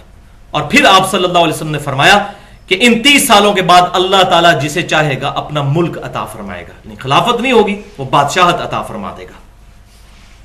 تو ابو داؤد کے آگے الفاظ یہ ہیں کہ وہ شاگرد کہتا ہے سفینہ رضی اللہ تعالیٰ عنہ سے کہ یہ بنو امیہ کے لوگ تو کہتے ہیں حضرت علی علیہ السلام تو خلیفہ ہی نہیں ہے۔ یہ علیہ السلام میں نے نہیں استعمال کیا، انہوں نے استعمال کیا، ابو داؤد میں موجود ہے۔ علیہ السلام بالکل جائز ہے استعمال کرنا کسی بھی مسلمان کے ساتھ۔ ہم نماز میں پڑھتے ہیں السلام علینا وعلی عباد اللہ الصالحین، اسی طریقے سے السلام علیکم آپ کو کہتے ہیں، ایک دوسرے کو کہتے ہیں۔ تو علی علیہ السلام کو یہ خلیفہ نہیں مانتے، یہ جائز ہے۔ وہ تو ظاہر ہے مسلمانوں میں ایک بائیفرکیشن کرنے کے لیے، سمجھانے کے لیے کہ صحابی کو رضی اللہ عنہ کہا جائے اور پیغمبر کو علیہ السلام کہا جائے، لیکن یہ جواز موجود ہے۔ رضی اللہ تعالیٰ عنہ بھی غیر صحابی کو بھی کہہ سکتے ہیں۔ صحیح مسلم کے مقدمے میں بھی شاگرد نے امام مسلم کو مخاطب کیا ہے کہ میرے استاد امام مسلم رضی اللہ تعالیٰ عنہ کہتے ہیں، سنن دارقطنی کے اندر موجود ہے، عمر علیہ السلام، اہل سنت کی کتاب ہے، سیدنا عمر علیہ السلام سنن دارقطنی کے اندر موجود ہے۔ اسی طریقے سے کتاب الام امام شافی کی، اس میں انہوں نے امام حنیفہ رحمۃ اللہ علیہ کو رضی اللہ تعالیٰ عنہ کہا۔ یہ دعائیہ کلمات ہیں، اللہ ان سے راضی ہوا تو صرف صحابہ کے لیے، ہو آپ کسی کے لیے بھی کہہ سکتے ہیں، تو یہ جائز ہے۔ تو یہ بنی امیہ کے لوگ کہتے ہیں کہ علی علیہ السلام خلیفہ نہیں ہے، تو سیدنا سفینہ کو اتنا غصہ آیا، انہوں نے کہا کہ یہ جھوٹ ان کی پیٹھ سے نکلا ہے، جہاں سے یہ ہوا خارج ہوتی ہے، یہ اتنی گندی بات انہوں نے کہی ہے، یہ جھوٹ ان کی پیٹھ سے نکلا ہے۔ اور جامعہ ترمذی میں آگے الفاظ یہ ہیں کہ بنو امیہ کی اپنی حکومت شریر ترین بادشاہت ہے، شریر ترین بادشاہت، یہ حضرت سفینہ نے کہا، کیونکہ حضور نے خود فرمایا تھا کاٹ کھانے والی ملوکیت، تو انہوں نے کہا یہ اپنے آپ کو دیکھیں، علی کو خلیفہ نہیں مانتے۔ تو الحمدللہ اہل سنت اور اہل تشیع کا اس پر اجماع ہے کہ خلافت راشدہ 30 ہجری میں سیدنا حسن کی صلح جو ربیع الاول 41 ہجری میں ہوئی اس پر مکمل ہوئی، الحمدللہ 30 سال جو ہے وہ پورے ہوئے، اور یہی امام ابن تیمیہ رحمۃ اللہ علیہ نے بھی منہاج السنہ اور اپنے فتاوی میں لکھا ہے۔ اب 17ویں اور آخری حدیث دوسرے ٹاپک کی، ترمذی، سنن ابی داؤد اور سنن ابن ماجہ میں صحیح سند کے ساتھ کہ آپ صلی اللہ علیہ وسلم نے فرمایا میرے بعد تم بہت اختلاف دیکھو گے، تو اس وقت علیکم بسنتی وسنت الخلفاء الراشدین المہدیین، تم پر میری سنت اور میرے خلفاء راشدین المہدیین ہدایت یافتہ خلفاء کی سنت لازم ہے۔ لہذا خلفاء راشدین کی وہ سنتیں جن پر اجماع ہوا، اور الحمدللہ سب پہ اجماع ہوا ہے۔ حج تمتع کے مسئلے پر عبداللہ بن عمر نے مخالفت کر دی، سیدنا عمر نے اپنا ڈیسیژن واپس لے لیا، جامعہ ترمذی میں موجود ہے۔ تو خلفاء راشدین کی سنت، تمام صحابہ کی نہیں، خلفاء راشدین، کیونکہ ان کی کوئی بھی بات ہوگی پبلکلی رپورٹ ہوگی، تو غلطی کوئی دیکھے گا تو وہ پوائنٹ آؤٹ کر دے گا۔ تو خلفاء راشدین کی سنت بیسیکلی وہ اجماع بن جائے گا امت کا، اور اجماع الحمدللہ حجت ہے، اس میں میری پوری گفتگو ہے، مسئلہ نمبر 31 کے نام سے اہل سنت پاک.com پر 40 منٹ کی اجماع کی حجیت اور اس کی 17 مثالیں الحمدللہ۔ تو لہٰذا سیدنا عمر فاروق رضی اللہ تعالیٰ عنہ کی سنت کہ تراویح کو جماعت کے ساتھ پورا مہینہ پڑھنا جائز ہے، جائز کا لفظ یاد رکھیے گا، افضل نہیں ہے، جائز، تو اس پہ اجماع ہوا ہے، اور الحمدللہ اجماع کی برکت یہ ہوتی ہے کہ شریعت سازی نہیں ہوتی۔ اگر یہ اجماع ہو جاتا نا یہ ضروری ہے، پھر بڑی خطرناک بات، وہ اجماع ہو ہی نہیں سکتا۔ تو اس میں میری پوری گفتگو ہے مسئلہ نمبر 20 کے نام سے اہل سنت پاک.com پر، تقریباً پونے گھنٹے کی، حرمین میں 20 رکعت تراویح کیوں، اور قیام اللیل اور تراویح کی جو اہمیت ہے اس کے اوپر میں نے ڈیٹیل کے ساتھ سیدنا عمر فاروق رضی اللہ تعالیٰ عنہ کا جو اسٹانس ہے اس کے دلائل جو ہیں اور اس میں کیا آپٹیمل سولوشن ہے اس کو میں نے الحمدللہ بیان کیا ہے۔ یہاں پر 3 روایتیں اسی کانٹیکسٹ میں، کیونکہ یہ 17 تو مکمل ہو گئی، یہ 3 روایتیں بہت اہم ہیں، اور یہ تینوں کی تینوں جھوٹی روایتیں ہیں اور پبلک میں عام ہیں، تو بڑی ایمانداری کے ساتھ میں یہاں پر اس کا بیان کرنا ضروری سمجھتا ہوں۔ یہ تینوں روایتیں جو ہیں پرائمری جس بک میں ہے وہ مسند رزین ہے، جو کہ کتاب ثابت ہی نہیں امام رزین رحمت اللہ علیہ سے، اور کچھ باقی کتابوں میں بھی ہے، لیکن یہ ساری کی ساری روایتیں صرف ضعیف نہیں ہیں، جھوٹے کی حد تک کذاب راوی ہیں ان تینوں روایتوں کے اندر۔ پہلی روایت جو ہے کہ میرے صحابہ ستاروں کی مانند ہیں، جس کی بھی پیروی کرو گے کامیاب ہو جاؤ گے، یہ ٹیکنیکلی بات غلط ہے۔ صحابہ سے تو راستہ دیکھا جاتا ہے، ستارے کی پیروی تو نہیں کی جاتی، تو ٹیکنیکلی یہ بات درست نہیں ہے۔ ہاں ویسے کوئی ان کو روشنی کا مینار کہتا ہے، یہ باتیں کہتا رہے، حدیث نہیں ہے۔ اور اس روایت کے اندر عبد الرحیم بن زید نامی راوی ہے، جو تمام بڑے بڑے ائمہ محدثین کے نزدیک پکا ضعیف راوی ہے، اس کے جتنے طرق ہیں وہ تمام کے تمام ضعیف ہیں، اور میں وہ بات بھی حقیقت ہے۔ کئی اور روایتیں موجود ہیں جس سے یہ بات ثابت ہو جاتی ہے، مثلا صحیح بخاری میں اشارتاً ملتا ہے اور باقی حدیث میں بڑی ڈیٹیل کے ساتھ کہ ابن مسعود رضی اللہ تعالیٰ عنہ قل اعوذ برب الفلق اور قل اعوذ برب الناس کو قرآن کا حصہ نہیں مانتے تھے، تو اب میرے صحابہ ستاروں کی مانند ہے تو اس کے پھر بلکہ کھرچ دیتے تھے وہ مصحف سے جہاں لکھا ہوتا تھا۔ تو ابن مسعود رضی اللہ تعالیٰ عنہ اگر اس طریقے سے ان کو فالو کیا جائے تو پھر مٹا دیا جائے مصحف سے، معاذ اللہ۔ صحابہ کا اجماع حجت ہے، کسی ایک بندے کو غلطی لگ سکتی ہے، ہاں اجماع کو غلطی نہیں لگے گی، اور کئی ایک مثالیں موجود ہیں، سیدنا ابوبکر، سیدنا عمر، سیدنا عثمان، ان کے دور میں ان سے غلطیاں ہوئی، انہوں نے خود مانی، ایکسپٹ کی. کسی نے نہیں کہا کہ علیکم بسنتی و سنت الخلفاء الراشدین المہدیین. یہی تو نبی صلی اللہ علیہ وسلم کو کانفیڈنس تھا کہ میرے خلفائے راشدین وہی لوگ بنیں گے جن پر کتاب و سنت پیش کی جائے گی تو وہ رجوع کر لیں گے. الحمدللہ. اس لیے خلفائے راشدین کی سنت الحمدللہ اس پر اجماع ہے الحمدللہ. دوسری روایت پکی، یہ تو جھوٹی روایت ہے کہ سیدنا عمر فاروق رضی اللہ تعالیٰ عنہ کہا کرتے تھے کہ مجھے ابو بکر ایک رات کی غار ثور کی نیکیاں دے دے، ایک رات کی، مجھ سے پوری زندگی کی نیکیاں لے لے. تو اس میں بریحہ بن محمد ایک کذاب راوی ہے. تاریخ بغداد میں اس کی سند موجود ہے، باقی جگہ تو سند بھی کوئی نہیں موجود، اور اس میں بھی ایک کذاب جھوٹا راوی ہے جس نے روایت کھڑی ہے، بالکل جھوٹی روایت ہے.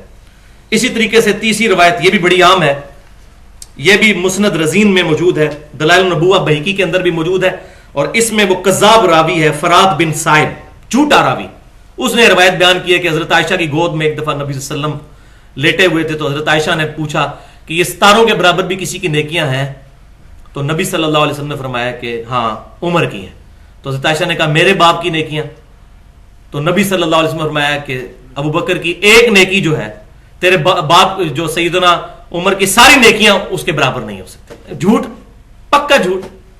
ایک لیول کے لوگ تھے، تھوڑا بہت فرق ضرور تھا، لیکن یہ تو نہیں ہے کہ بالکل زیرو سے ملٹیپلائی کر دیں. یہ پکی جھوٹی روایت ہے. الحمدللہ یہ میرا فتویٰ نہیں ہے، الحمدللہ شیخ البانی رحمہ اللہ نے بھی، اور دور حاضر کے بہت بڑے محدث شیخ زبیر علی زئی صاحب نے مشکات المصابیح میں جہاں یہ حدیثیں آئی ہیں ان کے حکم میں فٹ نوٹ پہ لکھ دیا ہے کہ یہ روایتیں جو ہیں یہ من گڑت ہیں، پکی ضعیف متروک راویوں کے ساتھ یہ روایتیں ہیں. ہاں یہاں پر میں وہ روایت بیان کر دیتا ہوں. محرم کا مہینہ ہے اور مجھے کوئی یار نہیں اس میں. جو صحیح حدیث ہے جو پتہ ہونی چاہیے سنیوں کو وہ صحیح مسلم میں ہے، حضرت علی کے فضائل کے چیپٹر میں، کہ بخاری اور مسلم کی متفق علیہ حدیث ہے کل میں اس شخص کے ہاتھ میں جھنڈا دوں گا جس کے ہاتھ میں جھنڈا جو اللہ اور اس کے رسول سے محبت کرتا ہے، اللہ اور اس کا رسول اس سے محبت کرتے ہیں. تو سیدنا علی کو نبی صلی اللہ علیہ وسلم نے جھنڈا دیا. صحیح مسلم میں فضائل علی کے چیپٹر میں آگے چلتا ہے، حضرت عمر کہتے ہیں یہ پہلا موقع تھا کہ مجھے خواہش پیدا ہوئی کہ وہ جھنڈا مجھے ملے، لیکن وہ علی کو ملا اور میں پوری زندگی رش کروں گا علی پر اس بات پر کہ نبی صلی اللہ علیہ وسلم نے غزوہ خیبر کے موقع پر ان کو جھنڈا دیا. یہ صحیح روایت ہے. لیکن یہ وہ فرقہ واریت کی لعنت کی جو نظر ہوگی کہ ہمارے مولویوں کو بھی نہیں روایت پتا، حالانکہ یہ مسلم میں ہے.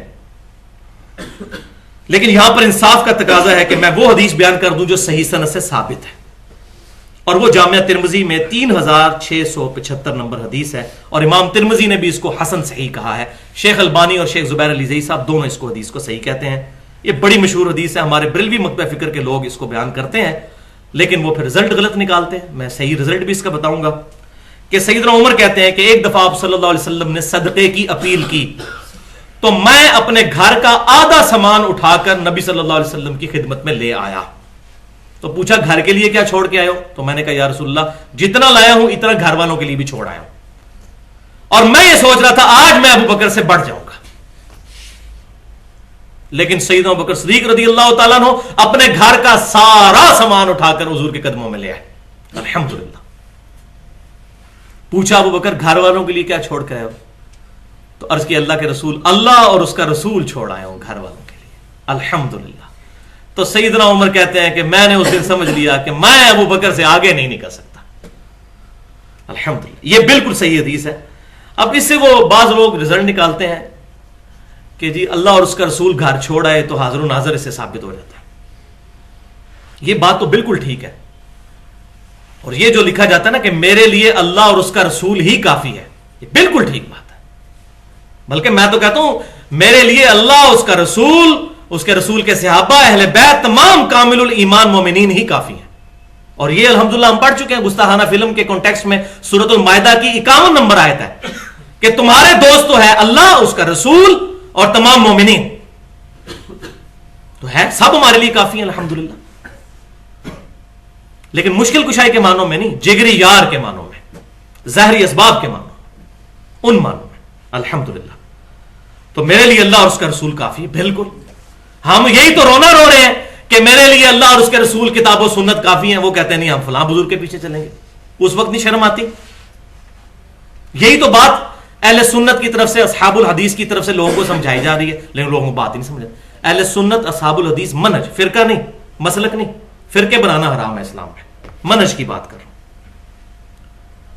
تو اس کانٹیکس میں یہ بات سمجھ لیجیے، اللہ اور اس کا رسول چھوڑ آیا ہوں، یہ محاورتاً بات ہے، یہ نہیں ہے کہ اللہ اور اس کا رسول چھوڑ آیا ہوں. ورنہ اس میں پھر وہ الزامی اور پھکی والا جواب بھی سن لیجیے. جو صحیح سند کے ساتھ چیزیں ثابت ہیں اور قرآن میں 6 دفعہ کم از کم بات آئی اور صحیح مسلم میں بھی موجود، بخاری میں بھی موجود، کہ اللہ تعالیٰ اپنی شان کے لائق اپنے عرش پر مستوی ہے. ہم اس کی مثال نہیں بیان کرتے، اور اپنی شان کے لائق ہمارے رگے جان سے بھی زیادہ قریب ہے. نحن اقرب الیہ من حبل الورید. اس وقت کہتے ہیں یہ دیکھیں جی انہوں نے اللہ تعالیٰ کو عرش پر مقید کر دیا ہے، یہ تو کفری عقیدہ ہے. تو جب یہ آپ کہتے ہیں کہ اللہ اور اس کا رسول گھر میں چھوڑ آیا ہوں، تو اللہ کو جب آپ گھر میں مقید کرتے ہیں تو اس وقت کفر نہیں ہوتا؟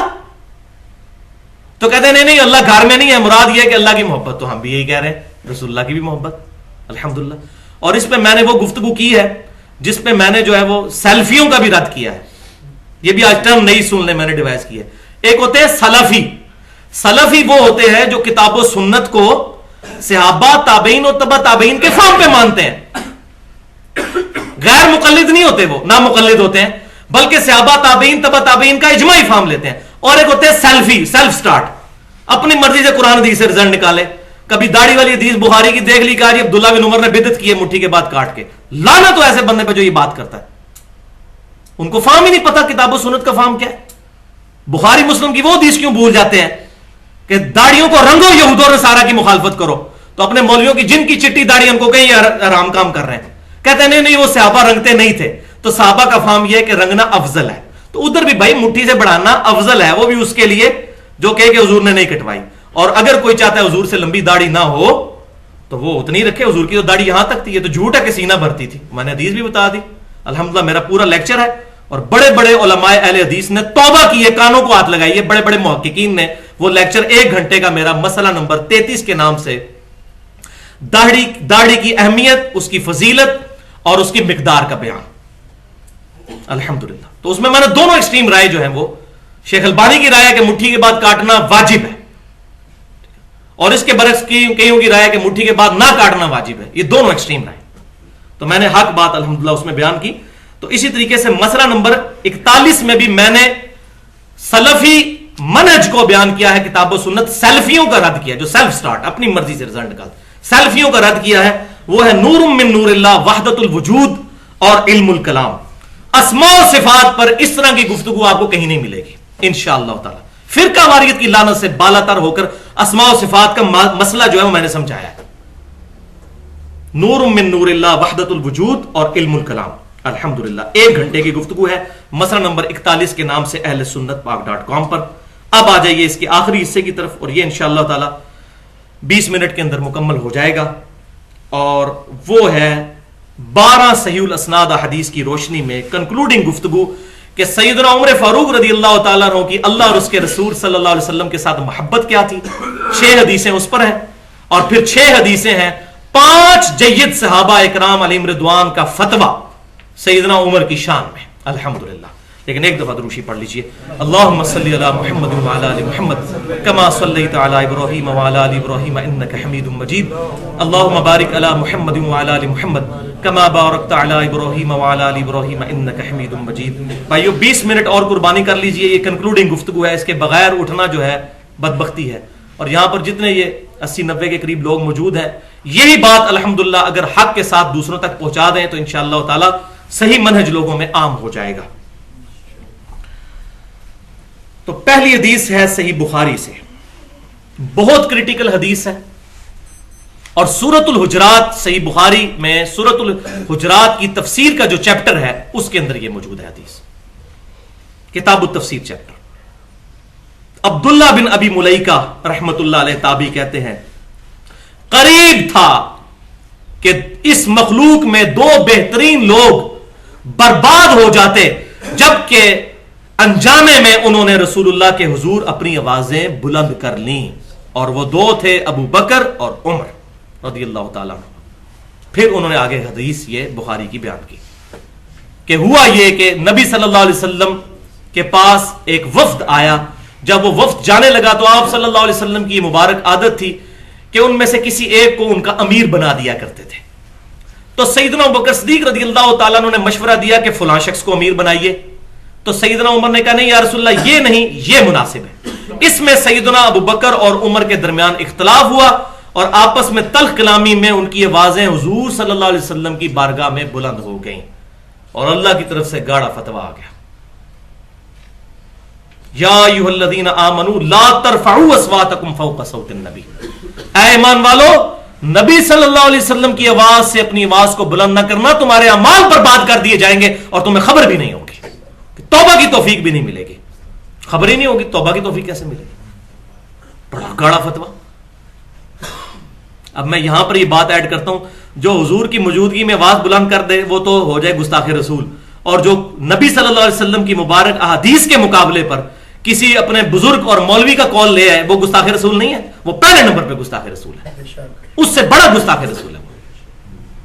ہم تو پھر ننگی باتیں کریں گے، کسی کو بری لگتی ہیں تو لگتی نہیں. تو پھر سیدنا ابوبکر عمر نبی صلی اللہ علیہ وسلم، حالانکہ انہوں نے آپ کے ساتھ نہیں گستاخی کی، آپس میں بالکل آہستہ آواز میں. عبداللہ بن زبیر کہتے ہیں اسی بخاری کی حدیث میں، اس کے بعد سیدنا عمر، جو کہ حضرت عمر کا ذکر آیا نا، اتنی آہستہ آواز میں گفتگو کرتے تھے کہ حضور کو سنائی نہیں دیتی تھی، اور آپ وسلم کہتے تھے عمر اونچا بولو. تو اللہ تعالیٰ نے پھر قرآن میں آیت نازل کی، ان الذین یغضون اصواتهم عند رسول اللہ، جو آج بھی روضہ رسول پر لکھی ہوئی ہے کہ بے شک جو لوگ رسول اللہ کے حضور اپنی آوازیں پست رکھتے ہیں، یہی وہ لوگ ہیں جن کے دلوں کو اللہ نے تقوی کے لیے چن لیا ہے. نبی صلی اللہ علیہ وسلم کی عزت اور آپ صلی اللہ علیہ وسلم کا احترام اور ادب از دا لٹمس ٹیسٹ آف تقوی. گستاخ رسول متقی نہیں ہو سکتا. آپ صلی اللہ علیہ وسلم سے محبت کرنے والا، آپ کا ادب کرنے والا ہی متقی ہوگا. یہ قرآن کا فتویٰ. حضرت عمر کے لیے یہ آیت نازل ہوئی کہ ان کے دل اللہ نے تقوی کے لیے چنے ہیں، جو حضور کے بارگاہ میں اپنی آوازوں کو پست رکھتے ہیں. الحمدللہ. تو یہ دیکھ لیجئے انڈائریکٹ ذکر سیدنا عمر کا آ گیا قرآن پاک میں. دوسری حدیث صحیح بخاری میں، نبی صلی اللہ علیہ وسلم اور سیدنا عمر ایک دوسرے کا ہاتھ پکڑ کر چہل قدمی کر رہے تھے بڑے فرینک ماحول کے اندر. چلتے چلتے سیدنا عمر نے حضور صلی اللہ علیہ وسلم کو کہہ دیا کہ یا رسول اللہ علیہ وسلم، آپ مجھے پوری دنیا میں ہر بندے سے بڑھ کر عزیز ہیں سوائے میری اپنی جان کے، کیونکہ اپنی جان تو بندے کو عزیز ہوتی ہے. یہ صحیح بخاری کے الفاظ. تو نبی صلی اللہ علیہ وسلم آیا، عمر ابھی نہیں بلکہ اپنی جان سے بھی یہ کہو. تو پھر انہوں نے کہا یا رسول اللہ صلی اللہ علیہ وسلم، آپ مجھے اپنی جان سے بھی بڑھ کر عزیز ہیں. تو آپ فرمایا ہاں اے عمر اب بات بنی، اب تم مومن کامل ہوئے ہو. کیونکہ بخاری اور مسلم کی متفق علیہ حدیث ہے، تم میں سے اس وقت تک کوئی شخص مؤمن ہی نہیں ہو سکتا جب تک کہ میں اسے اس کے ماں باپ اولاد سب لوگوں سے بڑھ کر عزیز نہ ہو جاؤں. اس کا کیا مطلب ہے؟ نعرے مان لیے جائیں غلامی رسول میں موت بھی قبول ہے، داڑھی قبول نہیں، عورتوں کو حجاب قبول نہیں، فجر کی نماز تکبیر اولیٰ سے قبول نہیں، ہاں گن پکڑ کے تو چلے جاؤ لڑنے کے لیے، یہ قبول ہے. کیونکہ فجر کی نماز تو روزانہ پڑھنی پڑے گی نا، اس کے لیے تو روزانہ مرنا پڑے گا. داڑھی کے لیے تو روزانہ مرنا پڑے گا، لوگوں کی باتیں سننی پڑیں گی. یہ قبول نہیں ہے. ہاں موت قبول ہے، نہ ہمارے ماں باپ سے کسی نے جان مانگی اپنے نبی صلی اللہ علیہ وسلم کے لیے، نہ ہم سے کسی نے مانگنی ہے، ٹھیک ہے زبانی ایک دعویٰ کر دو، موت بھی قبول ہے. اور اس پر میری ایکسکلوسیو گفتگو ہے مسئلہ نمبر 9 کے نام سے 40 منٹ کی، کہ رسول اللہ صلی اللہ علیہ وسلم کی اور اللہ تعالیٰ کی محبت اور اطاعت دونوں ضروری ہے. ایک مکتبہ فکر ہمارے ہاں ایسا ہے کہ جو صرف کہتا ہے اطاعت پہ زور دیتا ہے، وہ کہتا ہے جی محبت اطاعت کا ہی نام ہے. نہیں بھائیو، محبت الگ سے ایک جذبہ ہے، محبت اور اطاعت دونوں ضروری ہے الگ سے. اسی لیے فرمایا گیا کہ نبی صلی اللہ علیہ وسلم کی اتباع کرنی ہے. اطاعت ہوتی ہے حکم پر، اتباع ہوتی ہے بغیر حکم کے، کہ میرے نبی نے یہ کیا میں کرتا چلا جاؤں گا. جیسا کہ صحیح بخاری میں اوپر تلے 10 حدیثیں ہیں کہ ابن عمر رضی اللہ تعالی عنہما اپنے سفر حج میں اس جگہ پر نماز پڑھا کرتے تھے جہاں نبی صلی اللہ علیہ وسلم نے سواری روک کر نماز پڑھی تھی. حتیٰ کہ وہ تابعی کہتے ہیں ایک جگہ مسجد تھی، مسجد میں نماز نہیں پڑھتے تھے، اس کے باہر ایک پتھر تھا اور وہ بھی نیچے گھاٹی میں اتر کر برساتی نالے والی جگہ پر وہاں نماز پڑھتے تھے کہ نبی صلی اللہ علیہ وسلم نے یہاں پڑھی ہے، مسجد میں نہیں پڑھتے تھے. ایک ایک چیز کو کاپی کرتے تھے. تو کیا حضور حکم فرما کے گئے تھے؟ نہیں. یہ ہے اتباع کہ بس نبی صلی اللہ علیہ وسلم نے کیا ہم نے کرنا ہے. لہذا میں یہاں بھی وہی بات کروں گا کہ آپ صلی اللہ علیہ وسلم نے پگڑی پہنی، اب اس چکر میں نہ پڑے کہ یہ ضروری ہے نہیں ضروری ہے، یہ تو وہی پھر دقیق بحثیں شروع ہو جائیں گی. یہ تو اسی طریقے سے ہے کہ میں ممبر رسول پر کہوں کہ داڑھی کے بغیر بھی نماز ہو جاتی ہے. تو داڑھی کے بغیر نماز تو ہو جاتی ہے, داڑھی تو لگ سے ہے, تو کیا میں داڑھی سے بھی نفرت دلا رہا ہوں گا؟ سر ڈھانپ کے نماز پڑھنا سنت ہے, اسی کا اہتمام کرنا چاہیے. یہ فقہی بحثوں میں نہیں الجھنا چاہیے کہ نماز کا حصہ ہے نہیں ہے, اس طریقے سے کرنا شروع کر دو آدھا دین فارغ ہو جائے گا. اہل محبت کو تو یہ, اس لیے میں کہتا ہوں اہل سنت اور اہل حدیث اصحاب الحدیث وہی ہوگا جو کتاب و سنت پر عمل کرے گا. بس پتہ چل گیا میرے محبوب صلی اللہ علیہ وسلم کا یہ عمل ہے, کرتے چلے جائیں, پھر کسی کی پرواہ نہ کیجیے. تیسری حدیث صحیح بخاری اور صحیح مسلم کی, عمر ابن عاص رضی اللہ تعالیٰ عنہ کہتے ہیں کہ ایک دن میں نے نبی صلی اللہ علیہ وسلم سے پوچھا کہ بتائیے آپ کو لوگوں میں سب سے بڑھ کر محبوب کون ہے؟ تو آپ صلی اللہ علیہ وسلم نے فرمایا کہ عائشہ رضی اللہ تعالیٰ عنہ. تو انہوں نے کہا نہیں یا رسول اللہ میں مردوں میں پوچھ رہا ہوں. فرمایا ابو بکر. پوچھا پھر؟ فرمایا عمر. پھر عمر بن عاص کہتے ہیں میں بار بار پوچھتا گیا تو حضور صلی اللہ علیہ وسلم مختلف لوگوں کے نام لے رہے تھے, پھر مجھے ڈر ہوا, میں تو چاہ رہا تھا میرا نام بھی لیں لیکن میں ڈر گیا یہ نہ ہو کہ میرا نام ہی نہ کہیں لیں, پھر میں خاموش ہو گیا. لیکن ابو بکر کے بعد عمر کا نام نبی صلی اللہ علیہ وسلم نے لیا. یہ حدیث بخاری اور مسلم دونوں میں موجود ہے. چوتھی حدیث بھی صحیح بخاری اور صحیح مسلم کی متفق علیہ حدیث ہے کہ سیدنا عمر فاروق رضی اللہ تعالیٰ عنہ جب حجر اسود کو بوسہ دینے کے لیے آئے تو کہا کہ اے حجر اسود تو ایک پتھر ہی تو ہے, تو نہ کسی کو نفع دے سکتا ہے نہ نقصان. اگر میں اپنے محبوب صلی اللہ علیہ وسلم کو تجھے بوسہ دیتے ہوئے نہ دیکھتا تو میں کبھی تجھے بوسہ نہ دیتا. یہ دیکھیں اتباع کا جذبہ. یہاں تو ادھر مزاروں کے پتھروں کو جو ہے وہ بوسے دے رہے ہوتے ہیں اور اس کو حجر اسود سے کمپیئر کر رہے ہوتے ہیں, معاذ اللہ استغفر. ادھر پانی کو زمزم کے ساتھ کمپیئر کر رہے ہوتے ہیں. یہ بہت بڑا ظلم ہے اور دین میں ایگزیجریشن ہے. اچھا اس کے ساتھ بعض اوقات یہ روایت بھی بیان کی جاتی ہے کہ سیدنا علی نے پھر وہاں پر کہا کہ اے امیر المومنین حجر اسود نفع بھی دیتا ہے اور نقصان بھی دیتا ہے, یہ مومنین کے حق میں گواہی دے گا اور منافقین کے خلاف گواہی دے گا. تو یہ روایت کسی حدیث کی کتاب میں مجھے صحیح سند کے ساتھ ملی نہیں, لیکن میں ایماندار آدمی ہوں, اس سے ملتی جلتی بات صحیح سند کے ساتھ جامعہ ترمذی میں موجود ہے. انٹرنیشنل نمبر کے مطابق 961 نمبر حدیث ہے جسے شیخ البانی اور شیخ زبیر علی زئی صاحب دونوں صحیح کہتے ہیں, اور یہ سنن ابن ماجہ میں بھی ہے کہ آپ صلی اللہ علیہ وسلم نے فرمایا کہ قیامت والے دن حجر اسود کو اللہ تعالیٰ 2 آنکھیں دے گا جس سے وہ دیکھے گا اور اس کو زبان بھی دے دے گا جس سے وہ بولے گا. تو وہ قیامت والے دن گواہی دے گا جن لوگوں نے حق کے ساتھ حجر اسود کا بوسہ لیا ہوگا, ان کے حق میں گواہی دے گا حجر اسود انشاءاللہ تعالی. اور وہ بخاری اور مسلم میں موجود ہے حدیث متفق علیہ. جب مؤذن اذان دیتا ہے تو جہاں جہاں مؤذن کی آواز جاتی ہے تو جو جو چیز سنتی ہے وہ قیامت دن گواہی دے گی, تو گواہی تو دے گی. اسی طریقے سے جامعہ ترمذی میں 877 نمبر حدیث ہے صحیح سند کے ساتھ کہ آپ صلی اللہ علیہ وسلم نے فرمایا کہ جب جنت سے اتارا گیا حجر اسود کو تو یہ دودھ کی طرح سفید تھا, لیکن انسانوں کے گناہوں کی نحوست کی وجہ سے یہ سیاہ ہو گیا. اب اس کا نام اسود پڑ گیا, یعنی کہ جو کالا پتھر, یہ پہلے سفید تھا. تو لہٰذا سیدنا عمر کا کہنے کا مقصد کیا تھا؟ بیسیکلی شرک کا دروازہ بند کرنا تھا کہ پتھروں میں کچھ نہیں رکھا ہوا. سیدنا عمر نے اس چیز کی نفی نہیں کی ہے کہ پتھر گواہی نہیں دے گا, ان کو بھی بات پتا. اس پتھر کے ساتھ کوئی عقیدہ نہ وابستہ کر لے کہ اب میں نے پتھر کو چوم لیا, اب میں نے جنت میں جانا ہی جانا ہے. جس نے پاکستان میں بہشتی دروازہ بنا لیا ہوا ہے پاک پتن میں, تو گزر گیا جنتی ہے, اس کے بعد جو مرضی کرتا رہے. ایسا نہیں. تو اس چیز کو کنڈیم کیا اصل میں سیدنا عمر فاروق رضی اللہ تعالیٰ عنہ نے, اور امت کو عقیدہ توحید سے روشناس کرایا کہ خدا کے لیے اپنے عقیدے میں بگاڑ نہ پیدا کرنا. اور اس کو میں ٹرانسلیٹ کرتا ہوں اپنے استاد ڈاکٹر اسرار صاحب رحمۃ اللہ علیہ, اللہ تعالیٰ ان کی غلطیاں معاف کرے, ان کو نیک کاموں کا اجر دے, ان کی زبان میں کہ تم اپنی داڑھیوں اور پگڑیوں کے ساتھ اور اپنے گیٹ اپ کے ساتھ عوام کو دھوکہ دے سکتے ہو, اللہ کو دھوکہ نہیں دے سکتے. رزق حرام کے ذریعے جا کر حج اور عمرے کرنا اور کہنا کہ حجر اسود کو میں نے چوم لیا اور میں بخشا جاؤں گا, یہ اس کے خلاف سیدنا عمر فاروق رضی اللہ تعالیٰ کا فتویٰ شکر ہے الحمدللہ ہماری کتابوں میں موجود ہے. اور یہ سارے کے سارے معاملات جو ہے پیٹ پوجا والا کام چل رہا ہے. یہ لال شباز کلندر کے مزار کے اوپر ہاتھ بھی شروع ہو گیا, اب آپ سب کے سامنے ہے. رمی بھی انہوں نے رکھی ہوئی ہے, زمزم بھی, وہ کیچڑ والا زمزم بھی بنایا ہوا ہے, سب کچھ ہے. ظلم کی انتہا ہے. دنیا میں اتنی گمراہی کسی ملک میں نہیں ہے جتنی ہمارے ملک کے اندر ہے. اور یہ سارا بھائی چکر ہے روٹی کا, مولویوں کا بھی صوفیوں کا بھی. اور اس پہ میں نے ننگا کیا ہے کہ قرآن پاک میں الحمدللہ جتنی آیات حرام خوری پر ہے وہ ہے ہی علماء اور بزرگوں کے بارے میں کہ یہ حرام خور ہے.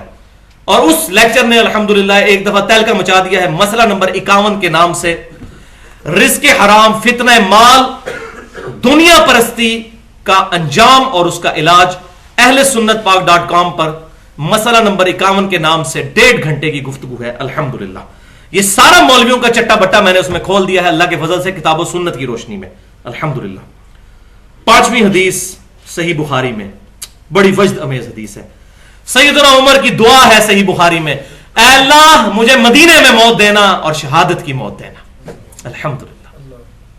کیوں کہ صحیح مسلم میں فضائل مدینہ کے چیپٹر میں حدیث ہے کہ مدینے کے مصائب پر جس نے صبر کیا اور اس کو مدینے میں موت آئی, قیامت والے دن میں اس کی شفاعت کروں گا آپ صلی اللہ علیہ وسلم. اسی لیے حضرت عمر جو ہے دعا کیا کرتے تھے شہادت کی موت اور مدینے میں, اور اللہ نے دونوں دعائیں الحمدللہ ان کی قبول کی. مدینہ شریف میں موت بھی آئی اور شہادت کی موت الحمدللہ سیدنا عمر فاروق رضی اللہ تعالیٰ عنہ کے حصے میں آئی.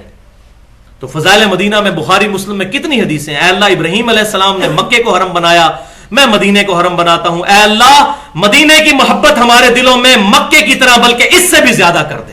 یہ بخاری مسلم کے الفاظ ہیں. اس اعتبار سے واقعی الحمدللہ مدینے کی محبت مکے سے زیادہ ہونی چاہیے. اے اللہ مدینے کے مد میں اس کے سامنے برکتیں نازل فرما الحمدللہ. تو اسی لیے صحابہ کرام تابعین کتنا عرصہ مدینہ شریف چھوڑتے نہیں تھے کہ ہماری قبر بھی وہیں پر بنے الحمدللہ. تو مدینے کی موت اللہ تعالی ہم سب کو بھی نصیب فرمائے اور شہادت کی موت الحمدللہ. 6 حدیث صحیح بخاری اور صحیح مسلم کی متفق علیہ حدیث ہے. انٹرنیشنل نمبر کے مطابق 3692 اور دوسرا ترک 1392 اور تیسرا ترک صحیح بخاری میں 3700. یہ ساری بخاری اور مسلم کی متفق علیہ حدیث ہیں. ان کا میں خلاصہ بیان کر دیتا ہوں. یہ بخاری اور مسلم سے باہر کوئی بات نہیں ہے کہ جب سیدنا عمر کو زخم لگا 28 ذوالحجہ 23 ہجری میں, تو یکم محرم کو آپ کی وفات ہو گئی.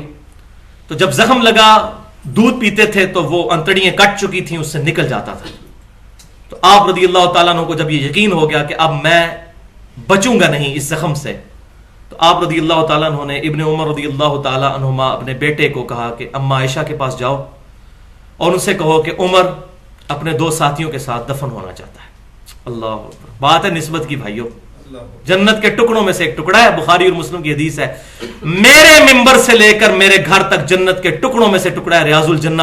اور امام بخاری نے اس پر باب باندھا ہے قبر رسول سے لے کر, لفظ ذرا سنیے, قبر رسول سے لے کر منبر رسول جنت کا ٹکڑا ہے. وہ قبر عام جگہ نہیں ہے, اس دنیا کی جگہ نہیں, وہ جنت کا ٹکڑا ہے.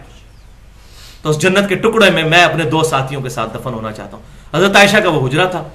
تو سیدہ عائشہ نے کہا کہ میری خواہش تھی کہ میں یہاں پر دفن ہوں, لیکن آج میں عمر کو اپنے اوپر ترجیح دیتی ہوں, کیونکہ سیدنا عمر کی خدمات اسلام کے لیے تھی بہت زیادہ.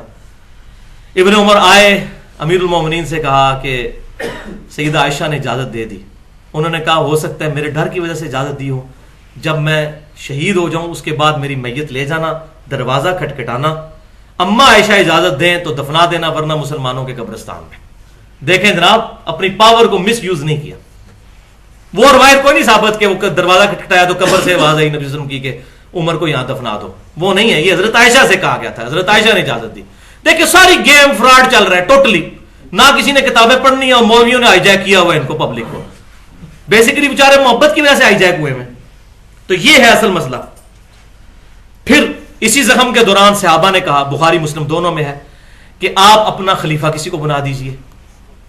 تو سیدنا عمر نے کہا گولڈن کوڈ, اگر میں اپنا خلیفہ بناتا ہوں تو میں اس کی سنت پر عمل کرتا ہوں جو مجھ سے بہتر ہے, یعنی ابو بکر جس نے مجھے اپنی جگہ خلیفہ بنایا تھا. اور اگر میں اپنا خلیفہ نہیں بناتا تو میں اس کی سنت پر عمل کرتا ہوں جو سب سے بہتر ہے, یعنی رسول اللہ صلی اللہ علیہ وسلم. ابن عمر کہتے ہیں جیسے ہی سیدنا عمر نے نبی صلی اللہ علیہ وسلم کا نام لیا تو ہمیں یقین آ گیا کہ اب آپ رسول اللہ کے طریقے کو ہی اڈاپٹ کریں گے اور اپنا خلیفہ کسی کو نہیں بنائیں گے. یہ ہے اہمیت کہ میں حضور صلی اللہ علیہ وسلم کے طریقے پہ چلوں گا, خلیفہ نہیں بنایا. 6 رکنی کمیٹی بناتے ہیں, میں بعد میں بتاتا ہوں. یہاں پر کچھ الفاظ ہیں بڑے کریٹیکل. ابن عباس نے کہا رضی اللہ تعالیٰ عنہ, اے امیر المومنین, آپ نے اسلام کے لیے اتنی خدمات کی, صحیح بخاری میں بھی ہے, صحیح مسلم میں بھی. اللہ تعالیٰ آپ کو بہت اجر عطا فرمائے گا. آپ رسول اللہ صلی اللہ علیہ وسلم کے ساتھ رہے, رسول اللہ وفات تک آپ سے خوش رہے, سیدنا بکر بھی وفات تک خوش رہے, حتیٰ کہ انہوں نے وفات کے وقت آپ کو خلیفہ بنا دیا. تو سیدنا عمر نے جو جملے بولے نا وہ بڑے رقت انگیز ہیں. انہوں نے کہا اللہ کی قسم میں یہ چاہتا ہوں کہ اللہ تعالیٰ مجھے برابر چھوڑ دے تو میرے لیے یہ بہت کافی ہے. کہ اللہ نے جو مجھ سے دین کی خدمات لی ان کے بدلے میں اللہ تبارک و تعالیٰ صرف میرے گناہوں کو معاف کر کے برابر مجھے چھوڑ دے بریک ایون پوائنٹ پہ, میری خدمات میرے گناہوں کا کفارہ بن جائے, میں اس پر بھی اللہ تعالیٰ پر خوش ہوں. اللہ. اور آج کے اس وقت میں اگر مجھے پوری زمین کا سونا بھی خیرات کرنا پڑے اور مجھے پتا چل جائے اس کے ذریعے اللہ تعالیٰ میری مغفرت کر دے گا تو میں خیرات کرنے کو تیار ہوں. اللہ اکبر کبیرہ والحمد للہ کثیرہ وسبحان اللہ بکرۃ واصیلا. اور صحیح بخاری میں آگے ڈیٹیل ملتی ہے. اسی دوران ایک نوجوان آپ کی عیادت کرنے کے لیے آیا تو اس کی تہمت جو ہے وہ ٹخنوں سے نیچے تھی. جب وہ جانے لگا تو کہا کہ اے میرے بھتیجے ادھر آ, اپنی تہمت کو اوپر کر لے ٹخنوں سے, اس سے تیرے کپڑے بھی صاف رہیں گے اور تیرے رب کے حضور تقوی میں بھی اضافہ ہوگا. یعنی کہ اس حالت میں بھی لوگوں کو امر بالمعروف و نہی عن المنکر جو کامیابی کی چوتھی شرط ہے. دروشی پڑھیے. اللہم صلی علی محمد وعلی آل محمد وبارک وسلم علیہ. دروشی پڑھیں. اللہم صلی علی محمد وعلی آل محمد کما صلیت علی ابراہیم وعلی آل ابراہیم انک حمید مجید. اللہم بارک علی محمد وعلی آل محمد کما بارکت علی ابراہیم وعلی آل ابراہیم انک حمید مجید. اچھا جناب, وہی صحیح بخاری کی پھر حدیث نمبر 3700 آگے چلتی ہے کہ سیدنا عمر فاروق رضی اللہ تعالیٰ عنہ نے ارشاد فرمایا کہ میں اپنے بعد ان 6 بندوں کے علاوہ کسی کو خلافت کا اہل نہیں سمجھتا, اور یہ 6 بندے وہ ہیں جن سے نبی صلی اللہ علیہ وسلم اپنی وفات تک راضی رہے. اور پھر آپ رضی اللہ تعالیٰ عنہ نے فرمایا علی, عثمان, طلحہ, زبیر, سعد بن ابی وقاص اور عبد الرحمن بن عوف. اور پھر ساتھ فرمایا کہ سعد بن ابی وقاص رضی اللہ تعالی عنہ کو جو میں نے ایران کی گورنری سے ہٹایا تھا تو ان کی کسی غلطی کی وجہ سے نہیں, اور اگر تم ان پر متفق ہو جاتے ہو تو ان کو خلیفہ ضرور چن لینا. یہ نہ ہو کہ تم یہ پھر کہو کہ چونکہ سیدنا عمر نے اپنے زمانے میں ان کو ہٹا دیا تھا اس لیے ان کو خلیفہ چننے کی ضرورت نہیں ہے. تو ایسی بات نہ ہو.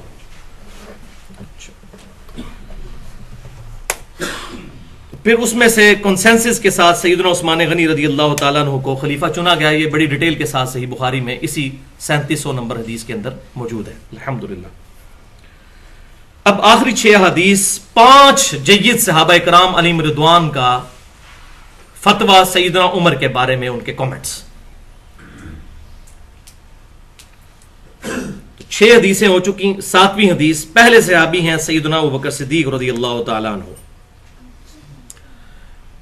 کہ میں نے پچھلی دفعہ بھی ڈیٹیل کے ساتھ وہ جو میری گفتگو ہے حدیث قرطاس پر اور وصی رسول کون ہے 3.25 گھنٹے کی, مسئلہ نمبر 55B کے نام سے اہل سنت پاک.com پہ, اس میں نے ڈیٹیل کے ساتھ بتایا تھا کہ ثقیفہ بنی ساعدہ کے اندر جو سیدنا ابوبکر, عمر اور باقی انصار کا جو اجماع ہوا اس میں سیدنا ابوبکر صدیق رضی اللہ تعالیٰ عنہ نے کہا تھا کہ تم عمر اور ابو عبیدہ ابن جراح میں سے کسی کو خلیفہ چن لو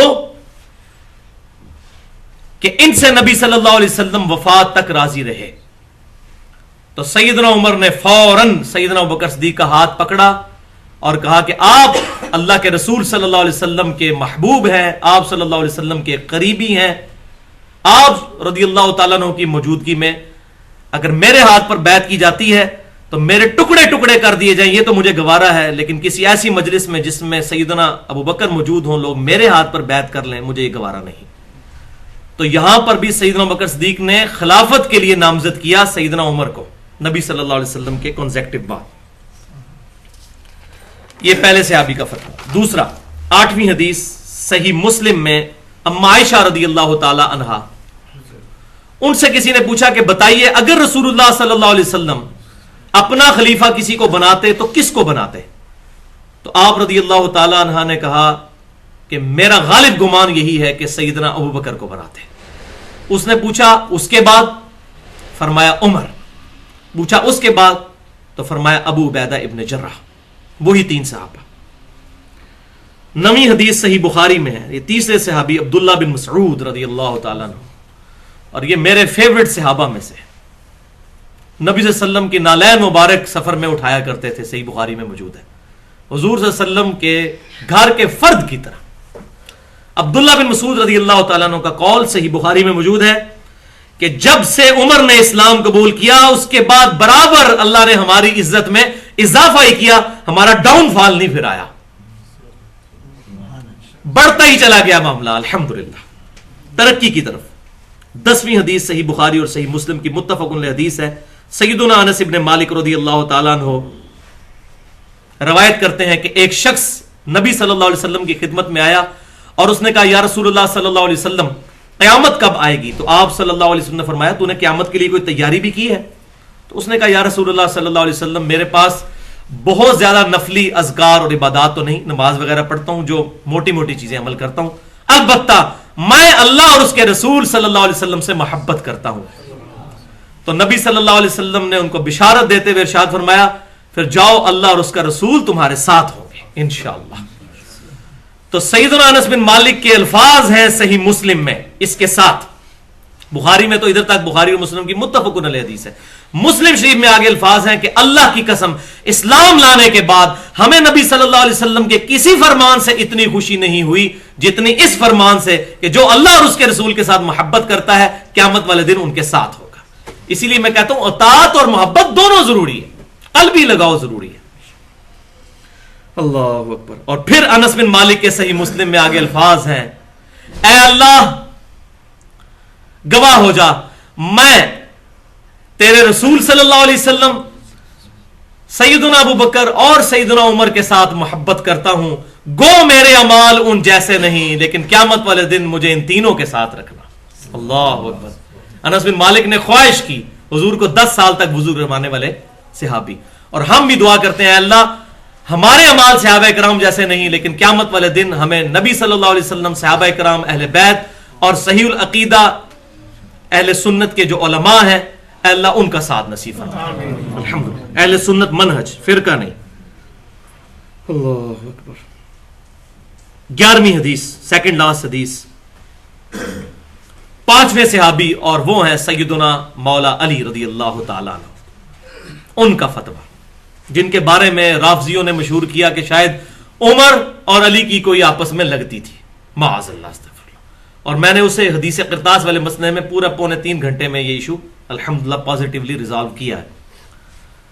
تو بھائیو سیدنا علی رضی اللہ تعالیٰ عنہ بھی سیدنا عمر فاروق رضی اللہ تعالیٰ عنہ سے بہت محبت کرنے والے تھے، چنانچہ صحیح بخاری میں انٹرنیشنل نمبرنگ کے مطابق 3671 3671 نمبر حدیث ہے۔ سیدنا علی کے بیٹے حنفیہ نامی عورت سے جو پیدا ہوئے محمد بن حنفیہ، جن کو اہل سنت اہل تشیع دونوں مانتے ہیں، وہ کہتے ہیں میں نے اپنے والد سیدنا علی سے پوچھا کہ بتائیے رسول اللہ صلی اللہ علیہ وسلم کے بعد اس امت میں سب سے افضل کون ہے؟ تو سیدنا علی نے کہا ابو بکر، اللہ اکبر کبیرہ والحمد للہ کثیرہ وسبحان اللہ بکرۃ واصیلا۔ میں نے پوچھا اس کے بعد؟ فرمایا عمر، الحمدللہ۔ میں نے تیسری دفعہ کہا، میں نے سوچا کہ میں نے اب پوچھا تو عثمان کا نام لیں گے، تو میں نے کہا حضرت اس کے بعد تو آپ ہی ہوں گے۔ تو سیدنا علی نے کہا کہ میں تو عام مسلمانوں میں سے ایک مسلمان ہوں۔ اللہ اکبر کبیرہ۔ ومن احسن قولا ممن دعا الی اللہ وعمل صالحا وقال اننی من المسلمین، سورہ فصلت حامیم السجدہ آیت نمبر 33۔ اس سے بڑھ کر کس کی بات اچھی ہو سکتی ہے جو لوگوں کو اللہ کی طرف بلائے، خود بھی نیک اعمال کرے اور پھر بھی ان کا بزرگ بن کے نہ بیٹھ جائے بلکہ کہے کہ میں بھی عام مسلمان ہوں۔ اس کی صحیح تفسیر سیدنا علی کا یہ قول ہے الحمدللہ۔ اور بھائیو آخری حدیث صحیح بخاری اور صحیح مسلم کی متفق علیہ حدیث، اشک بار آنکھوں سے سننے والی حدیث پوری کیفیت کے ساتھ، اور واقعی یہ حدیث اس قابل تھی کہ اس پر آج کا لیکچر کنکلوڈ کیا جاتا۔ صحیح بخاری اور صحیح مسلم کی متفق علیہ حدیث ہے، ابن عباس رضی اللہ تعالیٰ عنہ کہتے ہیں کہ سیدنا عمر فاروق رضی اللہ تعالیٰ عنہ کی میت رکھی ہوئی تھی اور لوگ آپ رضی اللہ تعالیٰ عنہ کی میت پر گریہ زاری کر رہے تھے۔ اور لوگ تعریف کر رہے تھے کہ اس شخص کی وجہ سے اسلام کو کتنی عزت ملی. اسلام جو جزیرہ نمایاں عرب میں تھا 3 بر اعظموں تک پہنچ گیا. دونوں سپر پاورز جنگ قادسیہ میں ایران اور پھر جنگ یرموک میں رومن امپائر بھی ڈھیر ہو گئی. اور اس شخص کی قربانی اور مینجمنٹ کی وجہ سے اللہ نے اسلام کو اتنی عزت دی. تو سیدنا عمر کی میت پر لوگ ان کی تعریف کر رہے تھے. اتنے میں ایک شخص ابن عباس کہتے ہیں میری کمر کے بالکل پیچھے آ کر کھڑا ہوا اور اس نے اپنی کوہنی میرے کندھے پر رکھی اور پھر کہا سیدنا عمر کو مخاطب کر کے ان کی میت کو، اے عمر مجھے یقین تھا کہ تم اپنے 2 ساتھیوں کے ساتھ جا ملو گے، کیونکہ میں نے بارہا رسول اللہ صلی اللہ علیہ وسلم سے یہ بات سنی تھی، میں ابو بکر اور عمر فلاں جگہ گئے، میں ابو بکر اور عمر داخل ہوئے، میں ابو بکر اور عمر نکلے، مجھے یقین تھا کہ تم اپنے 2 ساتھیوں کے ساتھ یعنی رسول اللہ صلی اللہ علیہ وسلم اور سیدنا ابو بکر کے ساتھ جا ملو گے. اور باقی روایتوں میں پھر آتا ہے اللہ کی قسم تم وہ شخص تھے کہ دنیا میں مجھے جس کے اعمال پر رشک تھا کہ ان اعمال کے ساتھ میں اللہ کی بارگاہ میں پیش ہوں تو عمر وہ تیرے اعمال تھے. ابن عباس کہتے ہیں میں نے مڑ کر دیکھا تو وہ سیدنا علی رضی اللہ تعالیٰ عنہ تھے جو سیدنا عمر کی شان میں یہ کلمات کہہ رہے تھے، اللہ اکبر کبیرہ والحمد للہ کثیرہ وسبحان اللہ بکرۃ واصیلا، سبحان اللہ وبحمدہ عدد خلقہ ورضا نفسہ وزنۃ عرشہ ومداد کلماتہ. اللہ سے دعا ہے کہ اپنے محبوب صلی اللہ علیہ وسلم کی، ان کے صحابہ اکرام علیہم رضوان کی، اہل بیت کی اور تمام صحیح العقیدہ مسلمانوں کی محبت ہمارے دلوں میں راسخ فرمائے. اللہ تعالی ہمیں کتاب و سنت کی تعلیمات کو سلف کے منہج کے مطابق عام کرنے، اجماع کو حجت مانتے ہوئے لوگوں تک پہنچانے کی توفیق عطا فرمائے. اور آج کے اس درس میں میرے منہ سے اگر کوئی غلط بات نکل گئی تو اللہ تعالی ہمارے دلوں سے محو کر دے، اور جو حق بات میں نے کہی اللہ تعالی ہمارے دلوں میں راسخ فرمائے. سبحانک اللہم وبحمدک اشہد ان لا الہ الا انت استغفرک واتوب الیک وما علینا الا البلاغ المبین.